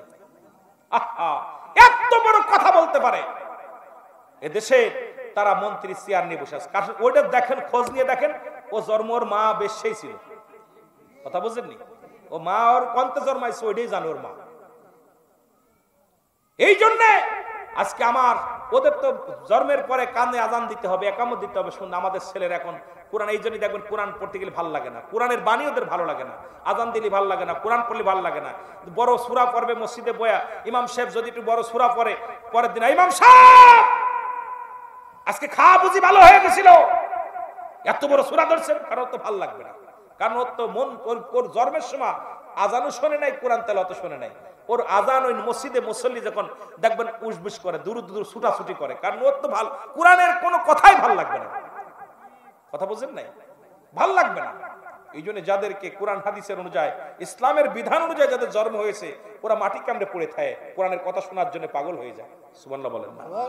আরো জোরে বলেন। সুতরাং আমি আর আগাবো না, 12টা বেজে গেছে, 12টা পার হয়ে গেছে, অনেক সময় আপনাদেরকে নষ্ট করেছি। আমার বাবারা, হযরত খলিফা হযরত উমর ফারুক রাদিয়াল্লাহু তাআলা আনহু, আপনার বসেন, দোয়া করে যাই। কষ্ট পাচ্ছেন তো চলে যাচ্ছেন কেন? আমি তো আপনাদের আগে চলে যাবো, আপনারা আগে চলে গেলে হইব? যেটা হযরত উমর ফারুক ডাক দিয়ে বলে, বৃদ্ধা, তোমার সন্তান নষ্ট হওয়ার জন্য তুমি দায়ী, কারণ আমার সন্তান আমার কাছে আমানত। কথা বুঝেন নাই? আমানত খেয়ানত করার অধিকার আছে আপনার, এটা আমানত, খেয়ানত করার অধিকার আপনাকে দেয়া হয়নি, কিন্তু খেয়ানত করছেন। আমার ভাইয়েরা, বিদ্যা বলে, আমিনুল মুমিনিন, আমার ভুল হয়ে গেছে, আমাকে ক্ষমা করেন, আমি ভুল স্বীকার করেছি, আপনি আমাকে তওবা পড়ায় দেন। হযরত খলিফা হযরত উমর ফারুক রাদিয়াল্লাহু তাআলা আনহু তওবা পড়ায় দিলেন। আল্লাহ পাক তওবাকারীকে ভালোবাসে। আসলে হেদায়েতের মালিক কোনো মৌলবী না, হেদায়েতের মালিক কোনো মুন্সি না। আমাদের দেশে হেদায়েত প্রাপ্ত সবাই বলে যে আমি অমুক হেদায়েত করছে, না ভাই, হেদায়েতের মালিক নবীজিকেও দেয় না আল্লাহ। হেদায়েতের মালিক যদি নবীজিকে দিতেন, তাহলে উমর আযাতে আপনার আবু জেহেলের কপালে কালেমা জুটতো। যেহেতু আবু জেহেলের কপালে কালেমা জোটে নাই, হেদায়েতের দায়িত্ব কোনো আমিরের দেওয়া হয় নাই, কোনো মুন্সিরের দেওয়া হয় নাই, কোনো পীর সাহেবের দেওয়া হয় নাই, কোনো মৌলবীর দেওয়া হয় নাই। হেদায়েতের মালিক কে? আরো জোরে বলেন কে? বিশ্বাস আছে? কার কার আছে একটু হাত তোলেন দি। নারায়ে তাকবীর, নারায়ে তাকবীর, নারায়ে রিসালাত। কষ্ট হয়নি? কষ্ট হয়? রাসূলকেও ডাকবেন, নারায়ে তাকবীর দিবেন স্লোগান। আবার আমাদের অন্য জায়গায় লিল্লাহি তাকবীর, ঠিক কি না? লিল্লাহি তাকবীর শব্দ জানেন? লিল্লাহি তাকবীর, আল্লাহর জন্য তাকবীর দাও। নারায়ে তাকবীর, উচ্চ আওয়াজ আল্লাহর জন্য তাকবীর দাও, দুইটাই একই শব্দ। একটা হলো উচ্চ আওয়াজ আল্লাহর জন্য তাকবীর দাও, আর একটা হলো আল্লাহর জন্য শুধু তাকবীর দাও। আর নারায়ে রিসালাত, ইয়া রাসূলুল্লাহ বলবেন, কারণ রাসূলকে ভালোবাসবেন। রাসূল ও আমাদের আপনার আমার শাফায়াতকারী। রাসূল পাক সাল্লাল্লাহু আলাইহি সাল্লামের আল্লাহ যেন আমাদের সকলে রাসূলের রওজা পাক জিয়ারত করার তৌফিক দান করে, সকল বলুন আমিন। আরো জোরে বলেন আমিন। এখন দোয়া হবে, দোয়ার আগে আমরা একটু ইস্তেগফার করি। কিয়াম তো মনে হয় করেন না? করেন? তাহলে সবাই দ্বারা আমি আগেই বলছি, আমি ফিতনা বাঁধানো মৌলবী না, হক কথা বলি, হক কথা যাচাই করতে রাজি। আপনারা 10 জন যেখানে, আমি সেখানে। 10 জনের কাছে ভগবান ভূত কয় না কি যেন মুসলমান। এখন আপনারা যেটা চাইবেন না আমি সে কাজ করব না। সবাই নবীজিকে বিদেশ থেকে লেখাপড়া করায় নিয়ে আইছেন, কোরআন জানে না, আপনার জীবনটাও বরবাদ, আপনার সন্তানের জীবনটাও বরবাদ। যাদের নাতি পুতি আছে, আমি অনুরোধ করব, একটা নাতি ছেলেরে কোরআনের হাফেজ বানান, একটা নাতিরে বড় আলেম বানান। আরে ছেলে বড় মাওলানা বানানোর দরকার নাই, ওই নাতি ছেলে আপনার জন্য দাঁড়ায়া দাঁড়ায়া দোয়া করবে, আল্লাহ আমার দাদার এই গোরস্থানে রেখে দিলাম, আল্লাহ আমার দাদা আমারে কত ভালোবাসতো, আমার দাদা আমারে কত আদর করত। আজকে দাদা দুনিয়ার মধ্যে নাই, আমার দাদি দুনিয়ার মধ্যে নাই, আমার মা দুনিয়ার মধ্যে নাই, বাবা দুনিয়ার মধ্যে নাই। এই দোয়া করার জন্য দুনিয়ার গাছ লাগায় থুয়ে যান, ওই গাছের যদি ফল খাইতে চান, একটা গাছ লাগায় থুয়ে যাবেন। আমি আপনাদের কাছে দাবি করব, আপনার কত ছেলে মুসলমান শোনো কোরআনের হাফেজ হইয়া বড় বড় বিডিআর আর্মি সেনাবাহিনী হয়েছে, কোরআনের পাখি হইয়া বড় বড় উকিল হয়েছে, কোরআনের পাখি হইয়া বড় বড় অফিসার হয়েছে, কোরআনের পাখি হইয়া বড় বড় ইঞ্জিনিয়ার হয়েছে। সুতরাং একবার আপনি এর কোরআনের জ্ঞান শিক্ষা দেন ছোটবেলা থেকে, যাতে আল্লাহর আদালতে বলতে পারেন আমার আল্লাহ, আমি আমার সন্তানকে দিন এলেম শিক্ষা দিয়েছি, আল্লাহ এর উসিলায় তুমি আমারে দয়া করো। সুতরাং আজকে আমরা সন্তানের ইঞ্জিনিয়ার বানাইতেছি, ডাক্তার বানাইতেছি, আমি বারণ করব না, বানান, তবে পাশাপাশি আগে কোরআন শিক্ষা দেন। যেন নামাজের নিয়ম কানুন, ইসলামের বিধানগুলো, কোরআন, মুসলমান, ঈমান, ইসলাম, ঈমান, ইহসান, কালেমা, নামাজ, রোজা, হজ, যাকাত, শরীয়ত, তরিকত, হাকিকত, মারিফাত, আগুন, পানি, মাটি, বাতাস, এগুলোর পরে যেন একটু ধ্যান রাখতে পারে, জ্ঞান রাখতে পারে, যাতে ওই সন্তান ঘুষের মধ্যে না যায়, ওই সন্তান সুদের মধ্যে না যায়, ওই সন্তান যেন জিনার মধ্যে না যায়। কারণ ওর ভিতরে যখন কোরআনের জ্ঞান থাকবে, হাদিসের জ্ঞান থাকবে, ওই ব্যক্তি অন্যায় করতে ভয় পাবে। জোরে জোরে বলেন ঠিক কিনা? আপনাদের ছেলে মেয়ে পড়ান, অসংখ্য ছেলে মেয়ে পুলিশ, এসপি, ডিসি, মন্ত্রী, বড় বড় ভালো ভালো অফিসার, ইঞ্জিনিয়ার হয়েছে কোরআনের পাখিগুলো। এ ভাই, একটা ইঞ্জিনিয়ার একটা হাদিস পড়তে বলেন দি, বোমা মারলে বেরোবে না, অথচ কোরআনের পাখিগুলো স্কুলের কলেজে যারা পড়ে ওদেরকে একটা হাদিস বলতে বলেন দি, পারবে না। কিন্তু মাদ্রাসার ছেলেরা ইংরেজি বলতে বলেন, বলতে পারে, অনার্গল ইংরেজি বলতে পারে। তাহলে আপনি কোথায় মাদ্রাসাকে কোথায় ছোট করবেন? পাশাপাশি কোরআন শিক্ষা করছে, আপনার দ্বীন ইলম শিক্ষা করছে আপনার উপকার আসার জন্য। 2 নাম্বার অপরাধ, আমার আব্বা আমাকে দিন শিক্ষা দেন নাই। 3 নাম্বার অপরাধ, 3 নাম্বার অপরাধ, আমার একটা ভালো নাম দেয় না, আমার নাম রাখছে লালটু বল্টু। এর কোরআন অনুযায়ী যখন ইসলামের বিধান, রাসূলের সুন্নাতে রাসূল হলো, সন্তান যখন দুনিয়ার মধ্যে আগমন করবে, 7 দিনের একদিন আগে নাম রাখা দূরত্ব নয়। আজকে সন্তান নষ্ট হওয়ার মূলে আমরা আলতাসনো করার পর পেটের মধ্যে ধরা পড়ছে ছেলে, নাম রাখছে কি রাখবেন? নাম রাখছে লালটু মিয়া। কি ধরা পড়ছে মেয়ে, নাম রাখছে সকিনা। ঠিক কি নাম রাখা ঠিক? 7 দিনের একদিন আগে নাম রাখা দূরত্ব নয়। আপনি দূরত্বরা কোন সন্তান, এখন আমাদের নাম রাখা ওই বাসর রাত্রে হয়ে যায়, বিয়ের রাত্রে হয়ে যায়। বিয়ে হওয়ার পর এখনো বাসর হয় নাই, স্বামী স্ত্রীর কয়, সকিনা আমি তোরা তো বিয়ে করলাম, যদি আমাদের একটা ছেলে হয় নাম রাখবো শাহরুখ খান। কি খান? সকিনা আবার বলতেছে, রুল আমিন সাহেব আমি তো নিয়ত করছি যদি একটা ছেলে হয়, মেয়ে হয়, আমার মেয়ে বড় শখ, মেয়ে হলে নাম রাখবো কারিনা। কি নাম? দেখেন এখনো মিলনই হয় নাই, অথচ সুন্নাতে রাসূলের খোঁজ নাই। আল হাসান আল হুসাইনের নাম রেখেছে রাসূল পাক সাল্লাল্লাহু আলাইহি সাল্লাম। সুন্নাতে রাসূল তরিকায় যদি আপনার সন্তান জন্মগ্রহণ করাতে হয়, 7 দিনের একদিন আগে নাম রাখা দূরত্ব নেই। দুনিয়ায় আগমন করবে, 7 দিন হবে, 7 দিন হওয়ার পর নখ কাটবেন, মাথার চুলগুলো ফেলবেন, এরপরে ছেলে হলে 2টা পশু কুরবানি করবেন, মেয়ে হলে একটা। এইটা কুরবানি করে আকিকা করে সুন্দর একটা নাম রাখা সুন্নাতে রাসূল। একটা আলেমের কাছে বসবেন, একটা মাওলানার কাছে, ভাইজান আমার তো ছেলে হয়েছে, কি নাম রাখা যায়? মেয়ের কাছে কি নাম রাখা যায়? এবার নামটা রাখবেন। কিন্তু আপনারা নাম তো বাবারে ওই বিয়ের আগেই নাম রাখা, কল্পনা করে বিয়ের আগে বিয়ে কর্ম, বাচ্চা নিব, 2টা বাচ্চা, একটা ছেলে একটা মেয়ে যথেষ্ট। সরকার বলছে একটা মেয়ে একটা ছেলে যথেষ্ট, মেয়ের নাম রাখবেই, ছেলের নামে রাখবেই। ওই ছেলে মেয়ে মনে করছেন হাফেজ হবে, কোরআনের হাফেজ কি হবে? ও সব কান্দি মারবে। জোরে বলেন ঠিক কথা বুঝেন নাই? ও সব কান্দি মারবে। এই জন্য সুন্নাতে রাসূল তরিকায় সন্তানাদি যারা করেছেন, ভুল করেছেন, খবরদার আর ভুল হবে না, আর ভুল হবে না। আর আমার দেশের অধিকাংশ সন্তান এখন সিজারের মাধ্যমে হয়, আর সিজার যখন দেয় তখন দেখবেন আমার দেশে অধিকাংশ হলো খ্রিস্টান, ইহুদি, হিন্দু হলো ডাক্তার, দুয়াটা কানে কালে আজানে যায় না। এই জন্য দেখছেন কিছুদিন আগে আমাদের দেশের ধর্মমন্ত্রী কি বলছিল জানেন? যে যখন আজানের ধ্বনি হয় মনে হয় বেশ্যে তার খদ্দের তালাশ করতেছে। নাউজুবিল্লাহ বলেন না? কারণ ও তোর মা তো বেশ্যা হয়ে জন্ম দিয়েছে। ওই মন্ত্রীর মা ছিল বেশ্যা, জন্ম দিয়েছে বেশ্যারে। এই জন্য উনি আওয়াজ দিয়ে বলছে, আমি এত কষ্ট পেয়েছি আজানটা শুনে, আমি কিন্তু প্রতিবাদ আজকে করি না। আবার মনে করতে পারেন বাতাস ঘুরছে বলে হুজুর প্রতিবাদ করি না। আমার ওয়াজগুলো শুনবেন, রুহুল আমিন সিদ্দিকের জবানে ভাবেই চলে সারা জীবন। কোনোদিন হক কথা বলতে রুহুল ফেরে নাই আজ পর্যন্ত। এই এতকাল মানুষ যারা তেল মেরে ওয়াজ করছে, রুহুল আমিন সিদ্দিকী তেল মেরে ওয়াজ করে নাই কোনোদিন। রুহুল আমিন সিদ্দিকের কণ্ঠে ভাবেই চলছে। কারণ মরণকে বরণ যেদিন দুনিয়ায় আসছি আমার চলে যেতে হবে, আমি জানা আছে। কারণ আজ হোক কাল হোক যেতে হবে। কারণ এই মন্ত্রী কি বলেছে মসজিদে আজান দিলে মনে হয় বেশ্যে তার খদ্দের খুঁজতেছে, এত মসজিদের দরকার কি? নাউজুবিল্লাহ বলেন না? কথা বুঝেন নাই? আহা, এত বড় কথা বলতে পারে এদেশে, তারা মন্ত্রী চেয়ার নিয়ে বসে আছে। ওইটা দেখেন, খোঁজ নিয়ে দেখেন, ও জন্ম ওর মা বেশ্যই ছিল। কথা বুঝেননি? ও মা ওর কন্তে জন্মাইছে ওইটাই জানে ওর মা।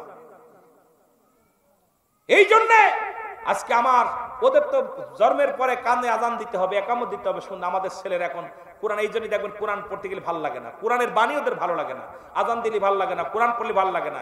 বড় সূরা পড়বে মসজিদে বয়া, ইমাম সাহেব যদি একটু বড় সূরা পড়ে, পরের দিন ইমাম সাহেব আজকে খাওয়া বুঝি ভালো হয়ে গেছিল, এত বড় সূরা ধরছেন, কারণ তো ভালো লাগবে না। কারণ ওর তো মন, ওর জন্মের সময় আজানও শোনে নাই, কোরআন তেলাওয়াত শোনে নাই। ওর আজান ওই মসজিদে মুসল্লি যখন দেখবেন উসবুস করে, দূর দূর ছুটাছুটি করে, কারণ ওর তো ভালো, কোরআনের কোনো কথাই ভালো লাগবে না। কথা বুঝেন নাই? ভাল লাগবে না। এই জন্য যাদেরকে কোরআন হাদিসের অনুযায়ী, ইসলামের বিধান অনুযায়ী যাদের জন্ম হয়েছে, ওরা মাটি কামড়ে পড়ে থাকে, কোরআনের কথা শোনার জন্য পাগল হয়ে যায়। সুবহানাল্লাহ বলেন না? আরো জোরে বলেন। সুতরাং আমি আর আগাবো না, 12টা বেজে গেছে, 12টা পার হয়ে গেছে, অনেক সময় আপনাদেরকে নষ্ট করেছি। আমার বাবারা, হযরত খলিফা হযরত উমরে ফারুক রাদিয়াল্লাহু তাআলা আনহু, আপনার বসেন, দোয়া করে যাই। কষ্ট পাচ্ছেন তো চলে যাচ্ছেন কেন? আমি তো আপনাদের আগে চলে যাবো, আপনার আগে চলে গেলে হইব? যেটা হযরত উমরে ফারুক ডাক দিয়ে বলে, বৃদ্ধা, তোমার সন্তান নষ্ট হওয়ার জন্য তুমি দায়ী, কারণ আমার সন্তান আমার কাছে আমানত। কথা বুঝেন নাই? আমানত খেয়ানত করার অধিকার আছে আপনার, এটা আমানত, খেয়ানত করার অধিকার আপনাকে দেয়া হয়নি, কিন্তু খেয়ানত করছেন। আমার ভাইয়েরা, বিদ্যা বলে, আমিনুল মুমিনিন, আমার ভুল হয়ে গেছে, আমাকে ক্ষমা করেন, আমি ভুল স্বীকার করেছি, আপনি আমাকে তওবা পড়ায় দেন। হযরত খলিফা হযরত উমরে ফারুক রাদিয়াল্লাহু তাআলা আনহু তওবা পড়ায় দিলেন। আল্লাহ পাক তওবাকারীকে ভালোবাসে। আসলে হেদায়েতের মালিক কোনো মৌলবী না, হেদায়েতের মালিক কোনো মুন্সি না। আমাদের দেশে হেদায়েত প্রাপ্ত সবাই বলে যে আমি অমুক হেদায়েত করছে, না ভাই, হেদায়েতের মালিক নবীজিকেও দেয় না আল্লাহ। হেদায়েতের মালিক যদি নবীজিকে দিতেন, তাহলে উমরের আদতে আপনার আবু জেহেলের কপালে কালেমা জুটতো।